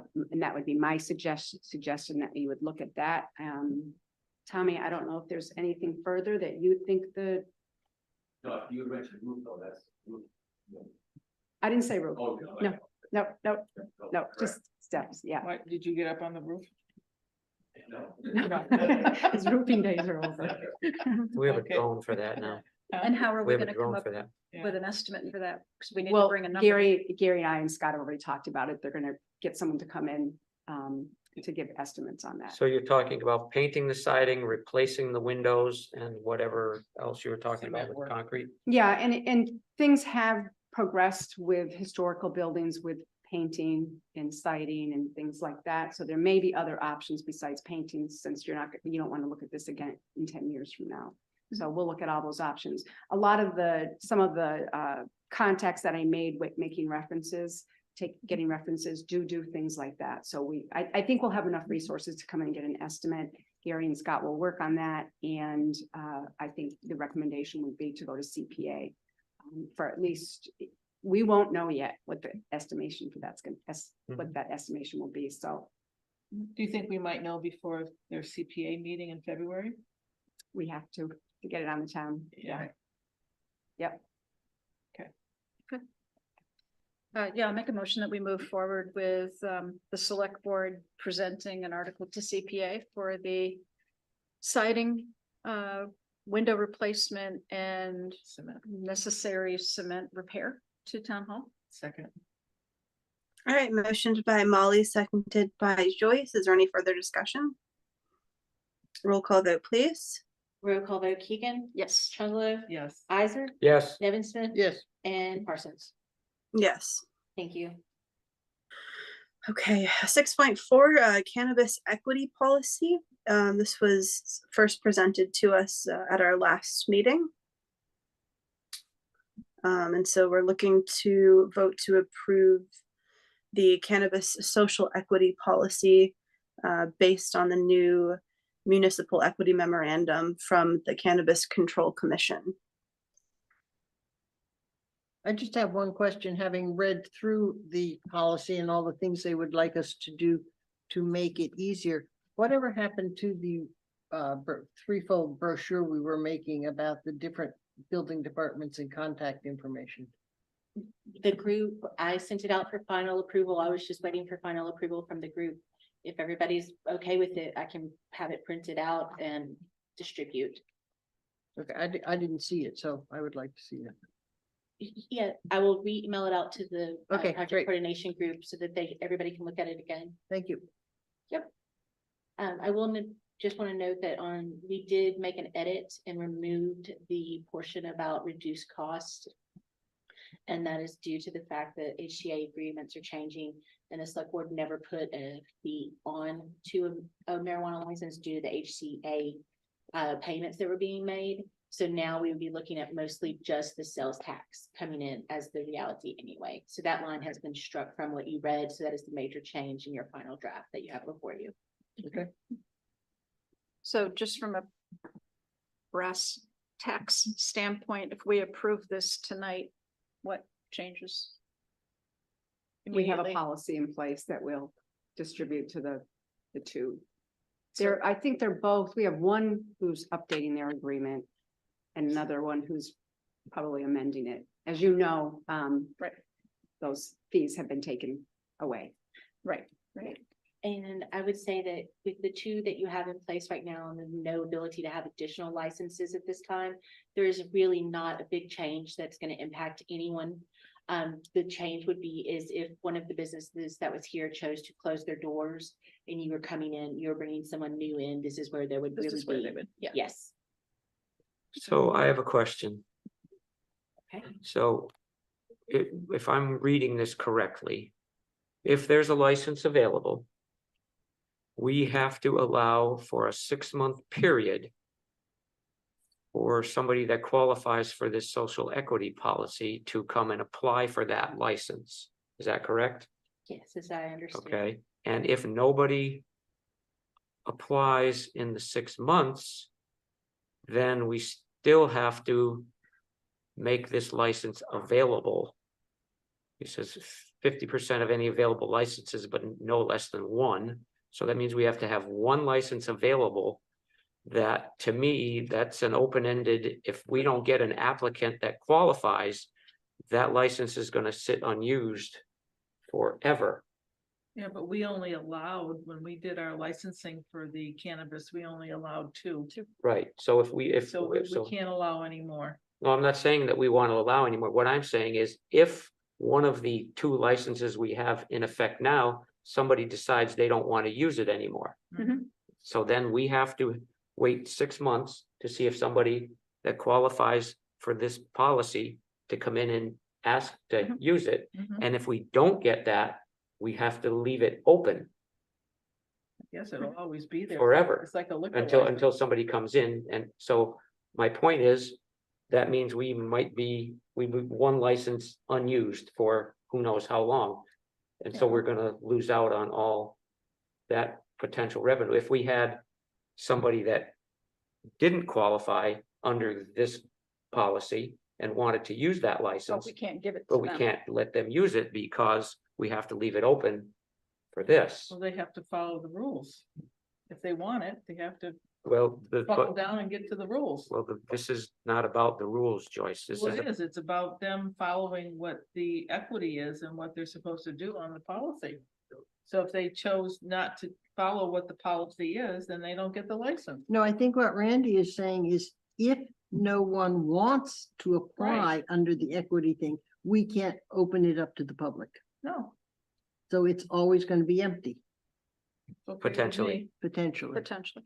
It's enough around here, people can find them. Well, let me dig a little deeper. If you want to hold off, there's no hurry. yeah, I would Let me like get to, that. I let want to me get understand that better. Okay, yeah. I don't care what if we have cannabis in town or not. Well, How much income The do we budget get out of does. Write cannabis? that from the beginning, so. What we did get, I know. go ahead, Linda. Started here. Linda, the total 85. Yeah, I think it's 85. 85,000. And that was just from one. So, but that. Oh, what are you asking for? I want to know Excise or impact? what we get in income from having cannabis in town. I'll let Linda answer. Yeah, not the excise from the state. but No, the- well- The post maintenance to us. Okay. That's it. It's $85,000 is what we've received from only one of them. And that's the community host agreement, which the community host agreements have been changed. There will be no more of that. Really, the only funds that you're going to bring in are from the sales tax. So for 23, FY 23, we received 128,000. We projected 85,000 this year, we received 25 so far. But we think that's going to, we decided to project 0 for 25, given the uncertainty of the overall picture. So anything that comes in would be extra to us. So we're not making any money on it anyway. Right. I'd still like to understand better. If you could look into that, please, Carol. I understand your question, yeah. Okay, did we want to table this until the next meeting? Yes, please. Yes, please. Okay. Noted. Okay. Oh, wait, do we need to have a vote to table it to the next meeting? Or just, No. we're not doing, oh, just move it, okay. Okay, moving on to old business 6.5, code of conduct. So we're gonna just review the code of conduct and discuss some concerns that were raised at the previous meeting, as well as additional ones that we have received since then. So I just wanted to start and just kind of say like what my interpretation and understanding really is for us, and then someone who has been doing this much longer might want to just step in. But as a select board member, I feel like a little bit of red tape for us, you know. So when we're liaisons and we sit in meetings, we aren't really active participants. We're really there to just answer questions and then give additional information as needed, but not to be active in meetings. We're really there to listen and bring things back to the select board. The other thing that kind of keeps me off of social media for certain things is we can never be perceived as speaking for the entire board. So that's something, you know, if we're in meetings or we're in the public or we're, you know, commenting on community pages and things like that, we can't be seen as we're acting, anything that we're saying is the entire thoughts of the board. And we certainly can't give directions to people. So whether it's, you know, being in town hall or being in other meetings and saying that kind of stuff. And certainly as a select board, like we are,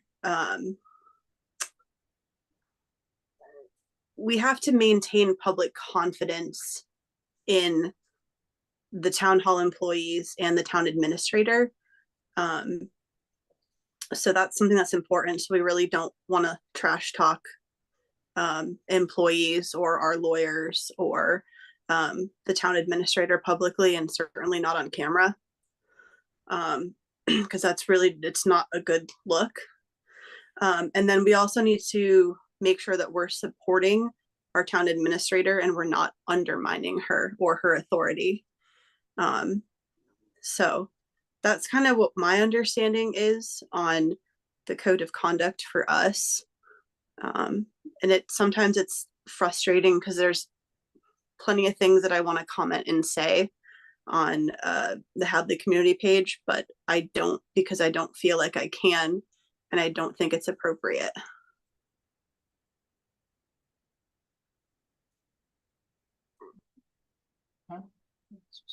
Well, to me, I guess I'll pick up where you left off, Amy, is because I had mentioned it at the last meeting. I felt that Jane had violated this conduct, code of conduct.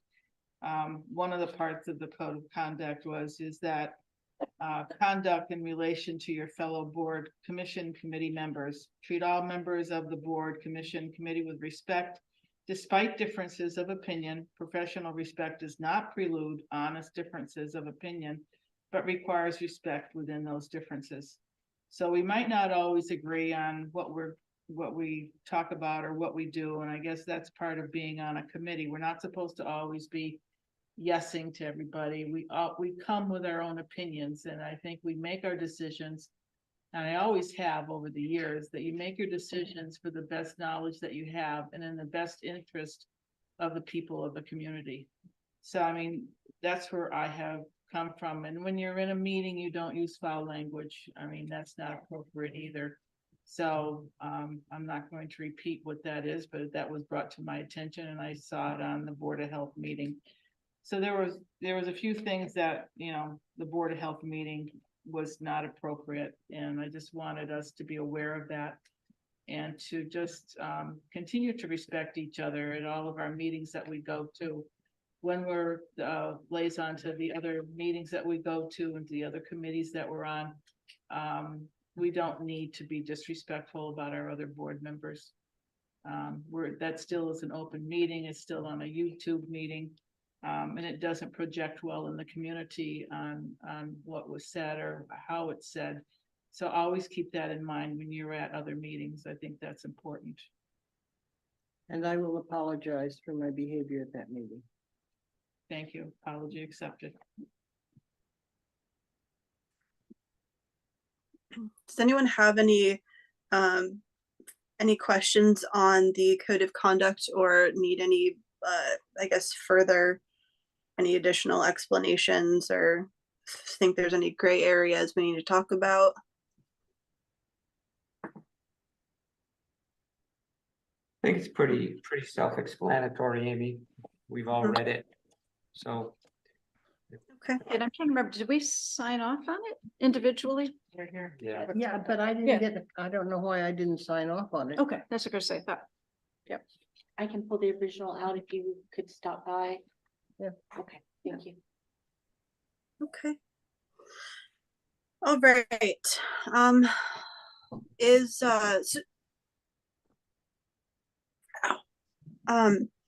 Is Susan on?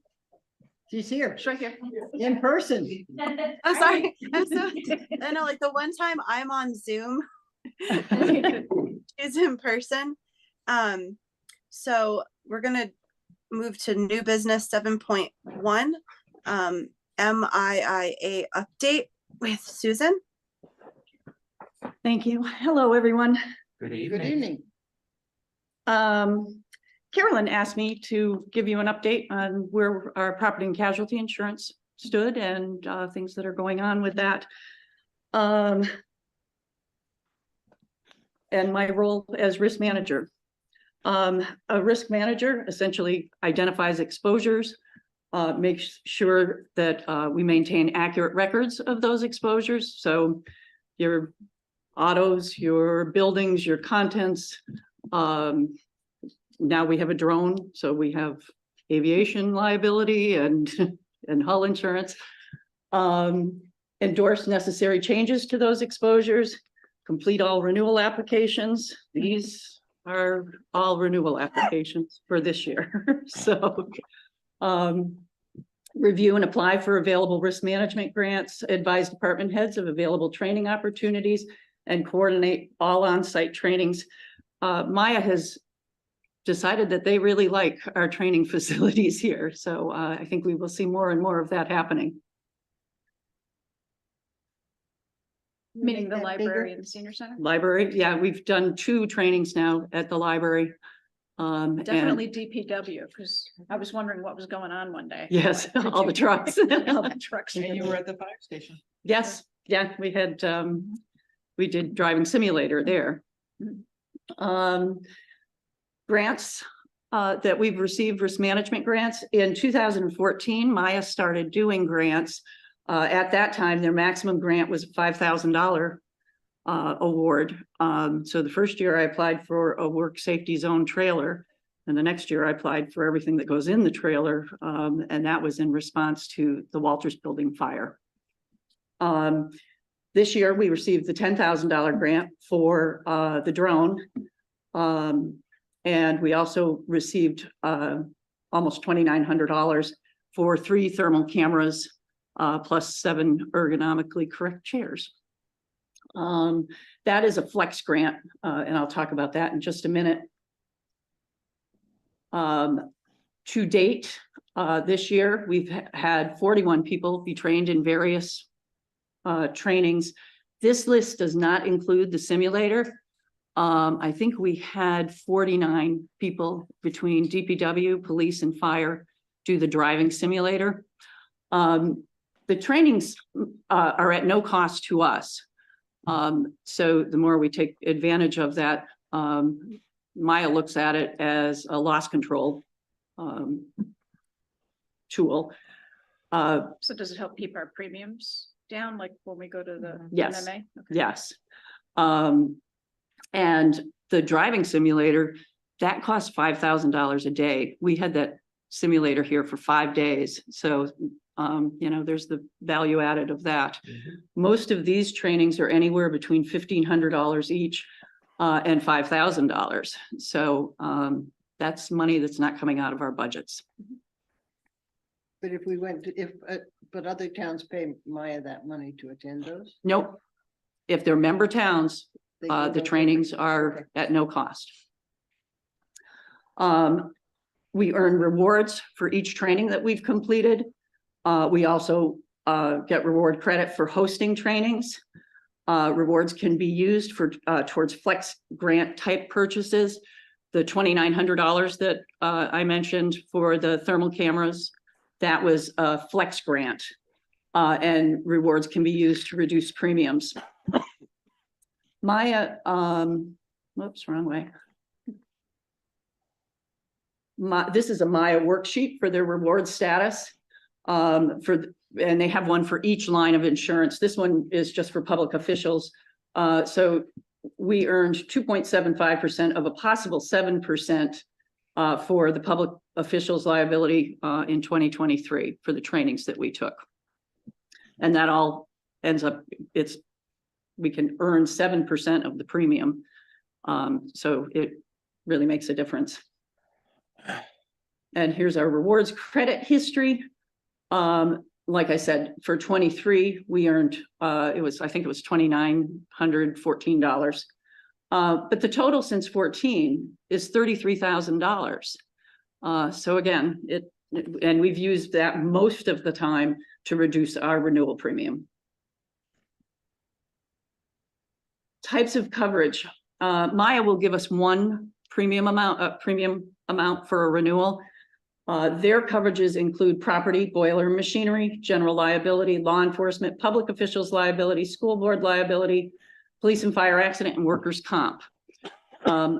We have other coverages that are specialty lines coverages, the pollution liability, which covers the underground gas or fuel tanks at the DPW.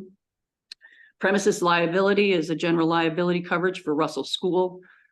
Several years ago, we decided to not insure Russell School for property because it was so expensive because it's vacant. We were paying $17,000 for peril of fire only. So it was a little ridiculous. Aviation and hull coverage, and then various fiduciary bonds. I'm bonded, Linda's bonded, our assistants are bonded. So I don't see cyber coverage on there. It's included in the general liability. Okay. Yeah. Thank you. Budgeting for insurance. Maya, as I said, Maya will provide us with a single figure. The other coverages, I have to submit applications and they go to specialty carriers, and whoever comes out with the best coverage for the least amount of money is who we go with. They never provide us a quote in time for annual town meeting. They're concerned that if they provide us a quote, we will look elsewhere for a cheaper quote. So it leaves us in a best guess situation. For the 23 budget, we had budgeted $304,000. Police and fire accident came in at $11,000. So at special town meeting, we increased that line item by $9,000. Our end of the year balance, we only ended up using $325 of the additional $9,000. So the rest went back into the general fund. One thing to keep in mind, FY23, we had 0 losses. If we could do that every year, it would be perfect. Things to consider when you're budgeting, possible endorsements. What I have on my radar now is when Scott is going to be getting vehicles that were approved at the town meeting. Mike's fire truck and anything that happens to come down the pipe. We have to also budget for deductibles.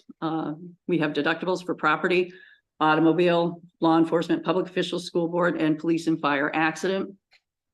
We did do a line item at special town meeting this year for $10,000 to help defray the cost of the deductibles. Again, if we have no losses, we have no deductibles. So we hope for that. Workers' comp audits. One of the things also on my radar is what has happened in union negotiations, because workers' comp is based on payroll. So when that increases, I also need to budget for those increases. Is that still a 2-to-1?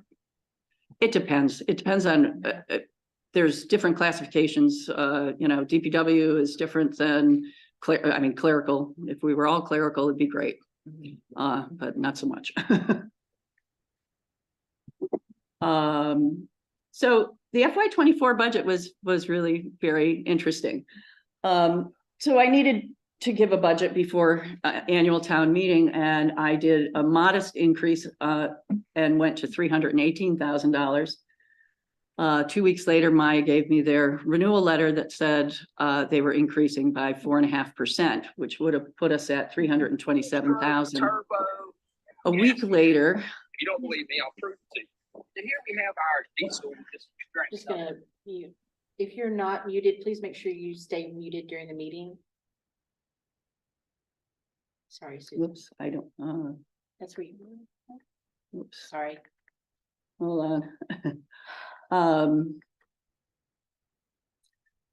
2 weeks later, we were approached by a gentleman from Hub International and asking us to accept a quote, which I advised Maya we were going to do. And Maya came in with a premium of $284,000. So competition is good to the tune of $43,000 savings. Great. For FY25, Maya has offered us a 2-year guaranteed proposal, 0% rate increase for 25 and a 2.5% rate increase for 26.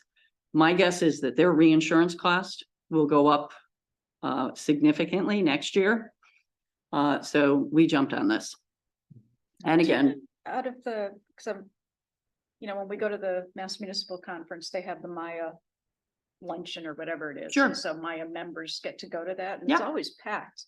But of the 351 or whatever municipalities, do you know how many insure with Maya? I want to say probably about 280. Yeah. Last I knew.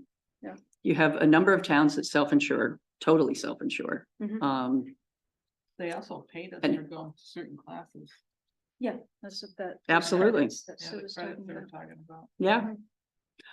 So So, I'm just wondering if we have like, do we have a practice of every few years going out to bid just to? well, up until this year, there was no one else Right. writing municipal insurance. So, yeah. Yeah. We had been many years without competition, Mhm. so, this was a good one this year, Yeah. so. Yeah, for sure. So I guess the nuts and bolts of everything is if you have somebody paying attention to this, it pays off, between 43,000 and 13,000 in grants and 25,000 plus other trainings. We're looking at over $100,000 in savings and trainings. you. Yeah, Very much. yeah, my pleasure. Any questions? Good to have you in the job. Well done. Thank you. Better Thank than. you. Yeah.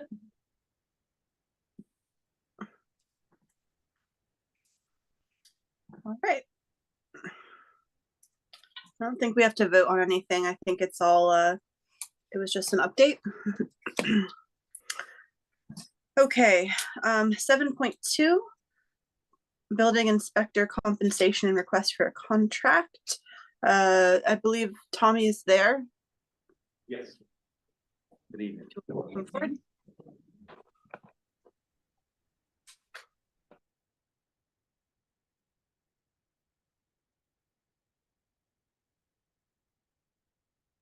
I think she's expecting you to go. Okay. I'm requesting and prefer to discuss this in executive session. I believe it'd be in the best interest of the board and myself. According to MGL, Chapter 30A, Section 21A2, Section 21A, a public body may meet in executive session only for the following purposes. When you go to number 2, it's to conduct strategy sessions in preparation for negotiations with non-union personnel or to conduct collective bargaining sessions or contract negotiations with non-union personnel. I have contacted a lawyer and they had said that, a contract, an MOA and an offer of employment are all a type of a contract. And, this is a personal request, and a contracts and talk about compensation. So To you, is that a, just wanted to request that. is that a copy from something, or did you write it down, Tom?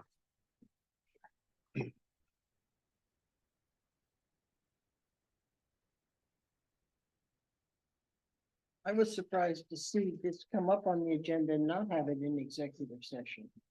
So if I can give you input, I did check with town council, because Tommy doesn't have a contract, he can request for an open session. And if you guys agree to go to do that, you can. You couldn't do it tonight. If you make an agreement to do a contract, then you go into talk about the agreement, the contents of the agreement. So this says to me to conduct strategy sessions in preparation for negotiations with non-union personnel. You are non-union personnel, correct? Yes, sir. Or to conduct collective bargaining sessions or contract negotiations with non-union personnel. So I read this that says we can go into executive session to discuss this with to negotiations with non-union personnel. Negotiations, in my opinion, can be anything. They don't have to be contract related, but that's just my opinion. But I think it's only after we decide that we do or don't want to, right? Like, I think we have to decide in open session if we wanted to move forward with a contract or. Well, how Like- can we decide it if we haven't discussed it, though? I mean, it only seems logical to me that. But I don't want to get ahead of myself. I want to be clear. Are you requesting a contract? Yes. Okay, So if Tommy's requesting a contract, I don't know what my opinion is until I sit down and discuss it. Because I don't know what you're asking for. And the outcome of that conversation in executive session could be, sorry, Tommy. We don't want you to, we disagree that, but how do we get past go if we don't go into executive session and have the conversation? So there's two issues here. There's two issues. There's a compensation request. That would not be a part of executive session. You're requesting a contract. There's two Both, things. two things. Right. So you have to decide if that's what you want to do, it's got to be consistent. If you're deciding to do a contract and you want to go into executive session, you are able to do that. You have denied contracts to other employees. So. But we have also gone into executive session with other employees and done contract negotiations. So it could go either way. Not under my, I'm sorry. Well. So when we had a meeting with you, when we had a meeting with the chiefs. We were contracted. And he is requesting a contract, so we have to do that. And know the pros and cons of it, and that's where he's saying we should be in executive session. Okay. So I'm gonna make a motion that we grant Tommy's request to hold an executive session at the next select board meeting to discuss potential contract negotiations, whatever that may be, and I'm assuming you're gonna come prepared with everything, okay. So I'm gonna make a motion to do that. Separate and apart from my motion, I think it also would be great for us as a board, and maybe this kind of dovetails onto the finance committee's request about who's contract, who's not, who's gotten pay increases, because I'm just losing track at this point. And I think we're down to a very few number of people who haven't been, that we haven't spoken with. So anyway, so my motion stands if anybody wants to second it. I'll second that. Okay, so motion by Molly, second by Jane. Is there any discussion? Because I think, so my interpretation was that he had to come here in open session and then we decided to go into executive session. To me, that just seemed how it was supposed to go. That seems like how it's going. Okay. Perfect. Take a vote. Tommy, Roll do you call. want- Yeah, I just wanted to. Amy, Tommy Sorry. wants to say something. If I'm allowed to. I've been asking a couple years for this, and I actually asked to be on the last agenda and assumed I was gonna be on it last meeting, and I didn't know if it was possible to do this by a Zoom sometime next week, if that was possible. Because it's been quite a while ongoing, and I wasn't put on, last meeting when I had asked to be. If that was possible. So not wait until the 20th, you're asking if Is we it would do a possible to special do a Zoom with executive it session. sometime next week? Amy's the chair. Amy? It's possible if everyone's in agreement with it. But that's fine, as long as we can find a time that Yeah. works for everybody. I don't have a problem with it if we can make it, everybody can work same time. I don't have a problem either. Let me just look because I'm picked up some days. Do you want us to set the date now, or do you want to do Send a this? doodle poll out to everybody with some times and suggestions. I don't. I will call you personally and answer the doodle poll for your choice. I only know doodle, Yankee Doodle. Yeah. Yeah. I have nothing time on the 13th. How do other people look on the 13th? Well, we need to wrap. Well, let's do a doodle poll and then we'll figure that out. All right. Not, All right. That's Yeah. fine. All right, digital. poll. okay, can I get a roll call vote, please? Roll call vote, Keegan, Yes. Chungalo, Yes. Isaac, Yes. Nevin Smith. Yes. And Parsons. Yes. Okay, and I'll Thank send a doodle poll out to everyone. Except choice. Thank you very much. So you're not addressing the compensation at this point? You're gonna wait? We're gonna wait. Thank you. You're welcome. Okay, moving on to for new business 7.3, public comment policy discussion. And so there's 4 different towns, their public comment policies uploaded. How did we get here to this point where we're looking at our policy against all these here? Where did that all come about? Complaint.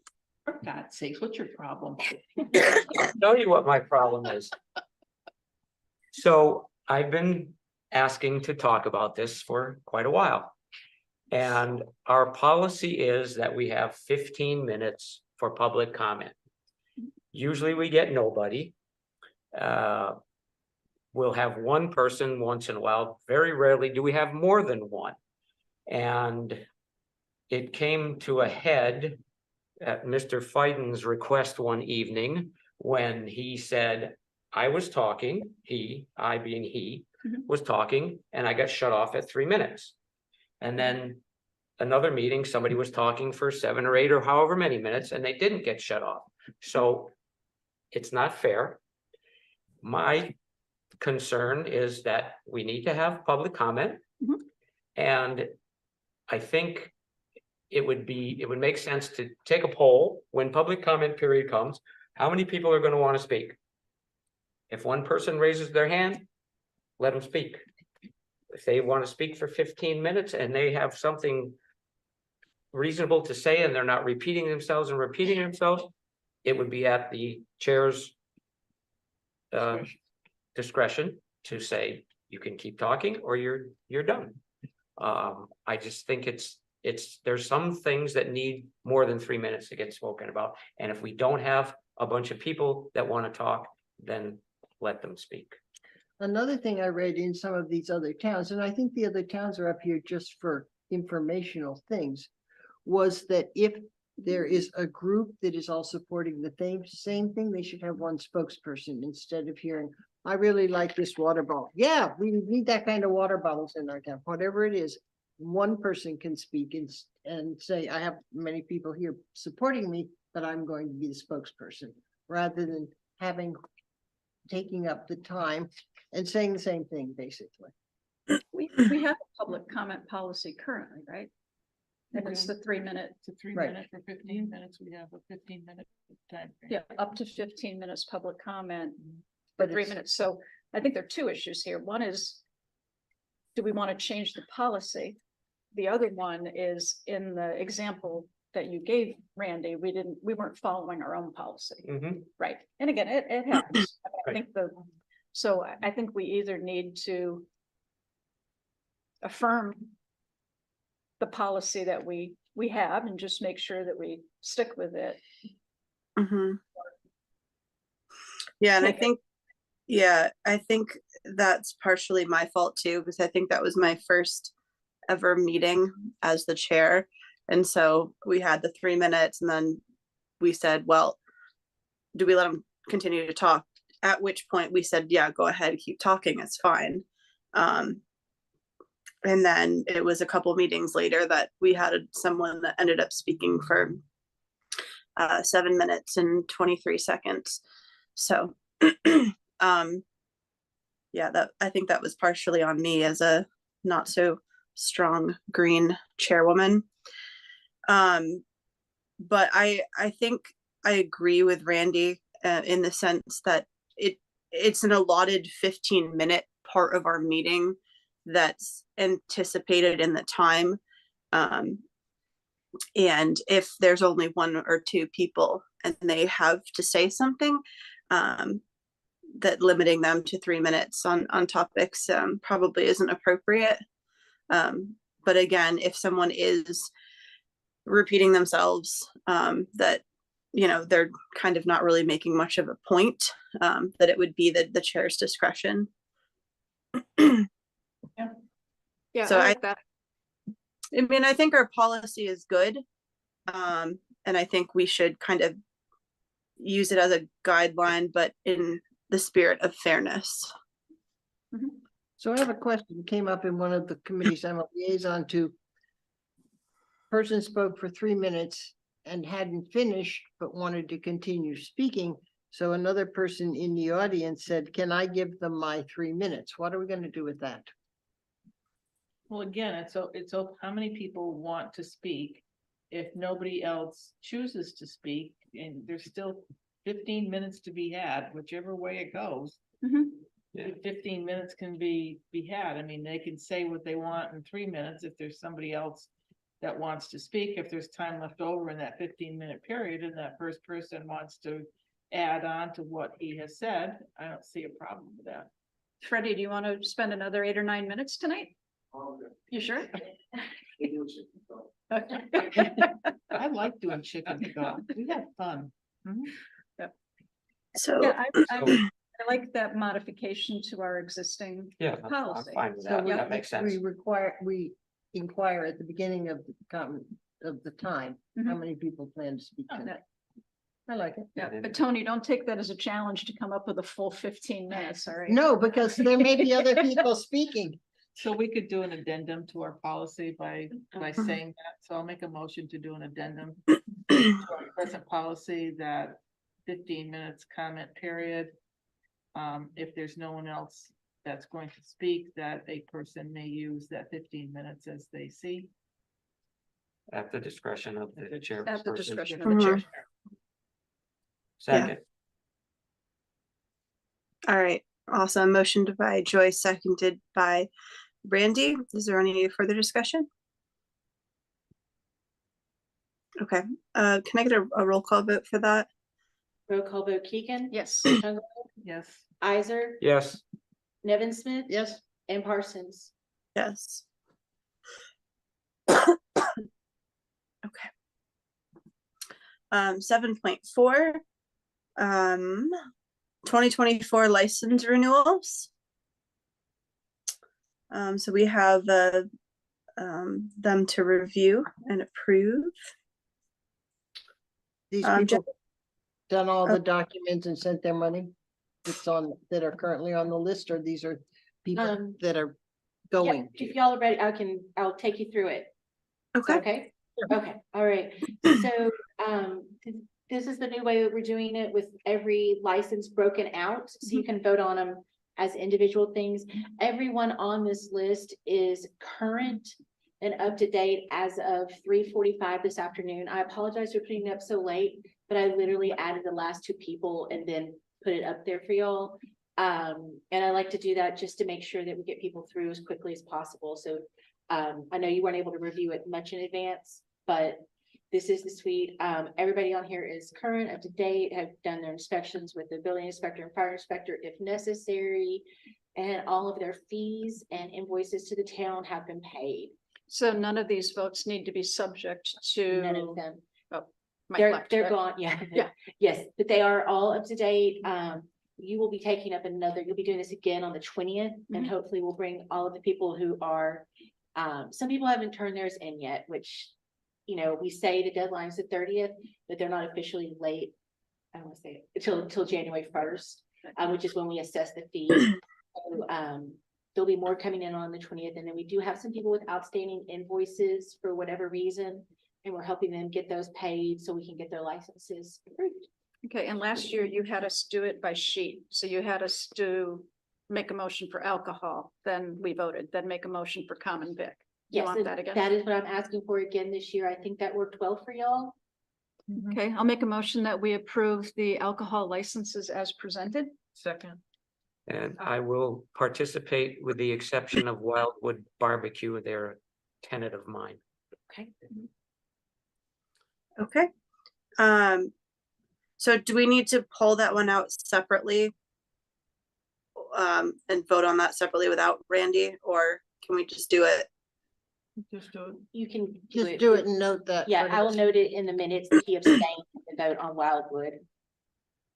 Okay. Can I get a roll call vote on this, please? Roll call vote Keegan. Yes. Chungalo. Yes. Isaac. Yes. Nevin Smith. Yes. And Parsons. Yes. Thank you. Motion to approve the common vic licenses as presented. Second. All right, motioned by Molly, seconded by Joyce. Can I Same get a- thing with Wildwood Barbecue on this one for me. There's a wild place over there, isn't it? All right, can I get a roll call vote, please? Roll call vote, Keegan, Yes. Chugalo, Yes. Isaac, Yes, Nevin Smith. Yes. And Parsons. Yes.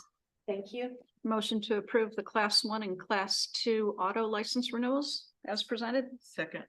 I will abstain from Spruce Hill Motors on this one. You had your fingers in all the pots. Yeah,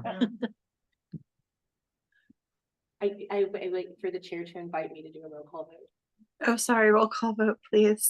vote. Roll call vote, Keegan, Yes. Chugalo, Yes. Isaac. yes, Nevin Smith. Yes. And Parsons. Yes. Motion to approve the entertainment licenses, license renewals as presented. Second. All right, motion by Molly, seconded by Joyce. Roll call vote, please. Roll call vote, Keegan, Yes. Chugalo, Yes. Isaac. yes, Nevin Smith. Yes. And Parsons. Yes. Thank you. Motion to approve the automatic amusement licenses as presented. Second. All right, motion by Molly, seconded by Joyce. Roll call vote, please. Roll call vote, Keegan, Yes. Chugalo, Yes. Isaac. yes. Nevin Smith. Yes. And Parsons. Yes. Thank you.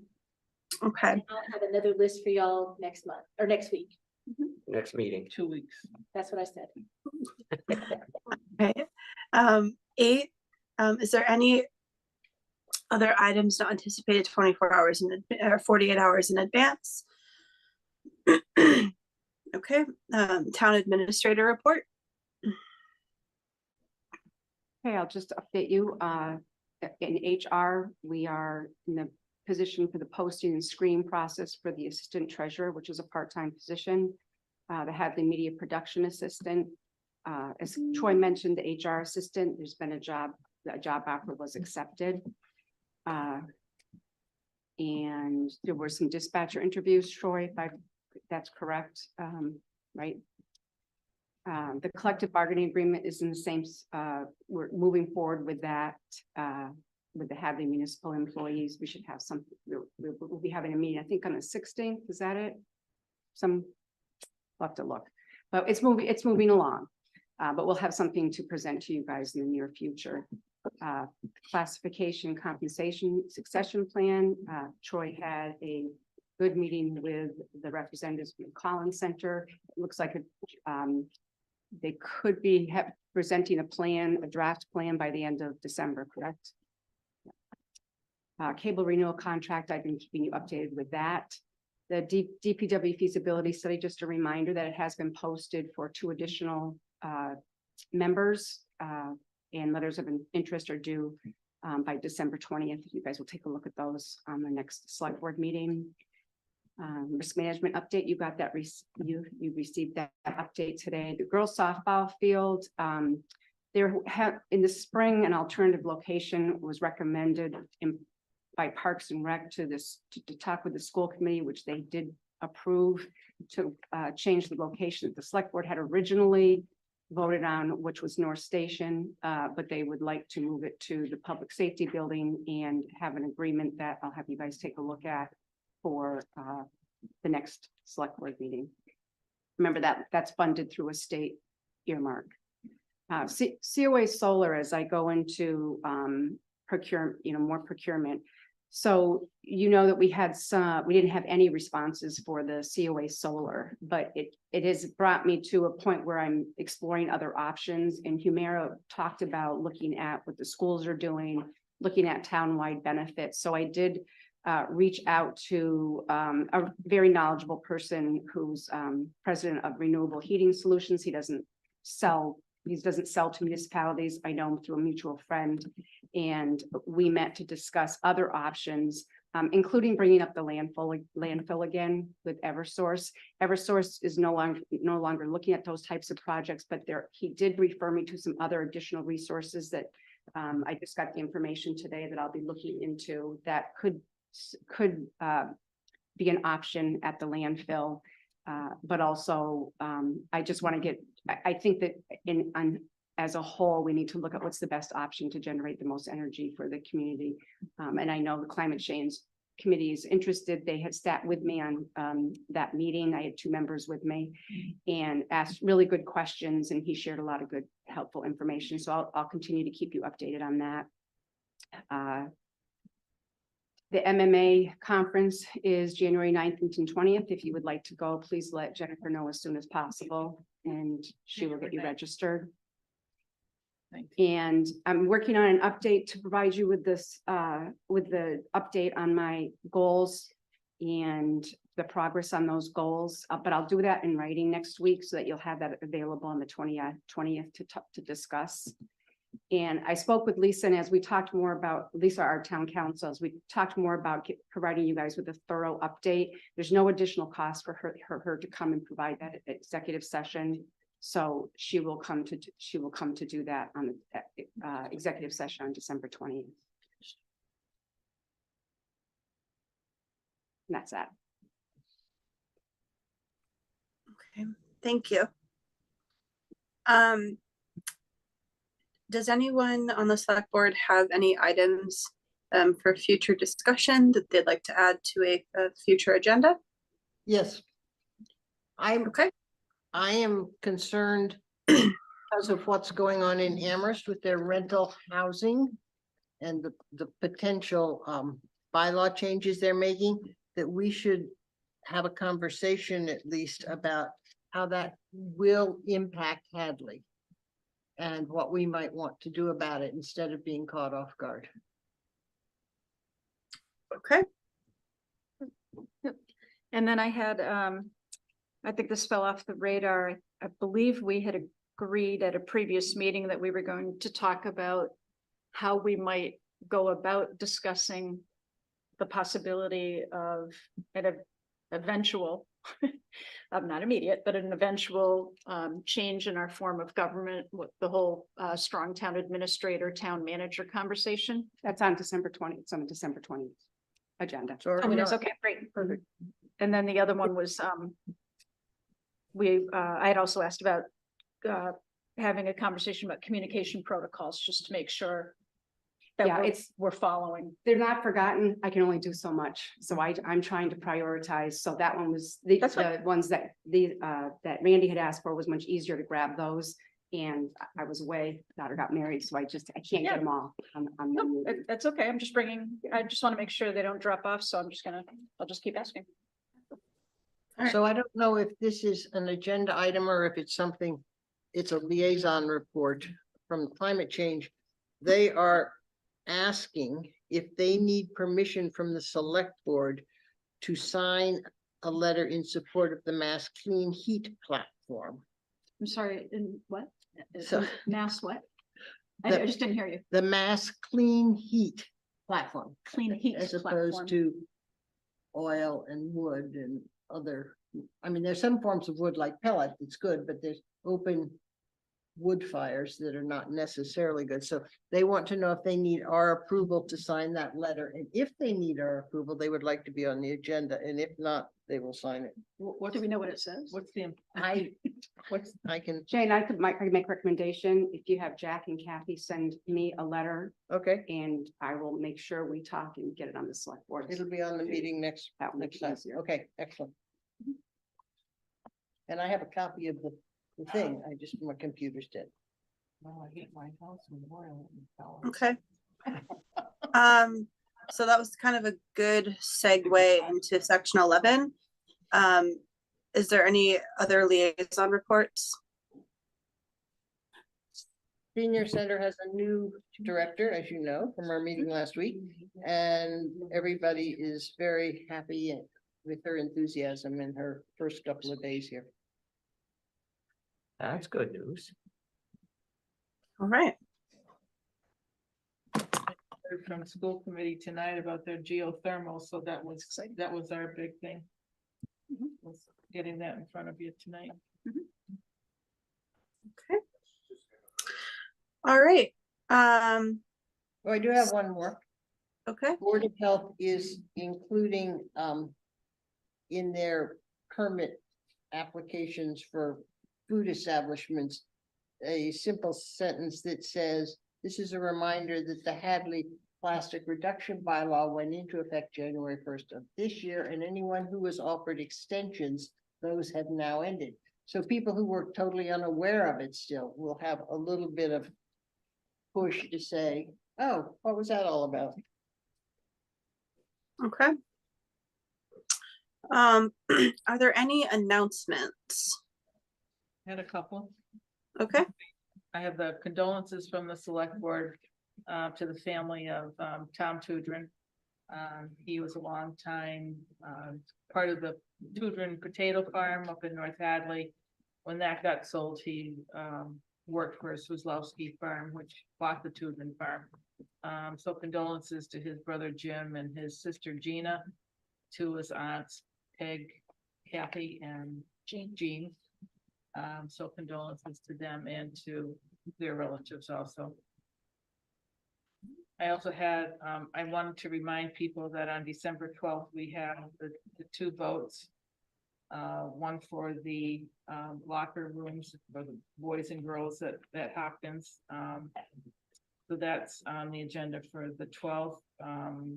The locker rooms are disgusting. And we are going to have a bullet go out tomorrow to tell you what the cost will be to your taxes, just so that you'll be aware of that before the 12th. On the fire truck, it's a $2 million fire truck, and as you heard, we already having trouble with the one that we have, because it was a 2000 fire truck that we're using at this point. So we need to order it, and that price of $2 million will be set in stone, and we don't need to come back to you for more money, but that will be it. And it takes a long period of time to build that fire truck. So we won't get it until 2028, and that's when we will start paying on it. And at that point, other things will start to come off our debt. So the change in what it will be added to your taxes will change in 2028. So we're not asking you that both of those things will be put on your taxes at this point. And polls What are are the open. hours? Polls are open from 8 to 12. 12 to 12 to 8. Yeah. Reverse that, Right. here at the senior center. And you can do early in-person voting at town hall. Till December, Up today until- was December 7th. I believe it's tomorrow. Tomorrow. Yeah, tomorrow's the last day. Yeah. That's all I have for tonight. Okay. All right, so we are going to move into executive session for the following purposes per MGL Chapter 30A, Section 21A3, to conduct strategy session in regards to collective bargaining for UPSEU Local 424 Unit MADIV 127. And also per Mass General Law, Chapter 30A, Section 21A2, to conduct strategy in preparation for negotiations with non-union personnel. So moved. Second. All right, motioned by Joyce, seconded by Molly. Can I get a so as chair of the Hadley Select Board, I state that the board has moved and seconded to enter into executive session, and that I state that discussing the matter in open session will have adverse effect on the town of Hadley. Can I get a roll call vote, please? And we will not reconvene in. And we open will session. not, sorry, yes, and we're not to reconvene in open session. Thank you. Roll Roll call call. vote. Keegan, Yes. Chungalo, Yes. Isaac, Yes. Nevin Smith, Yes. and Parsons. Yes.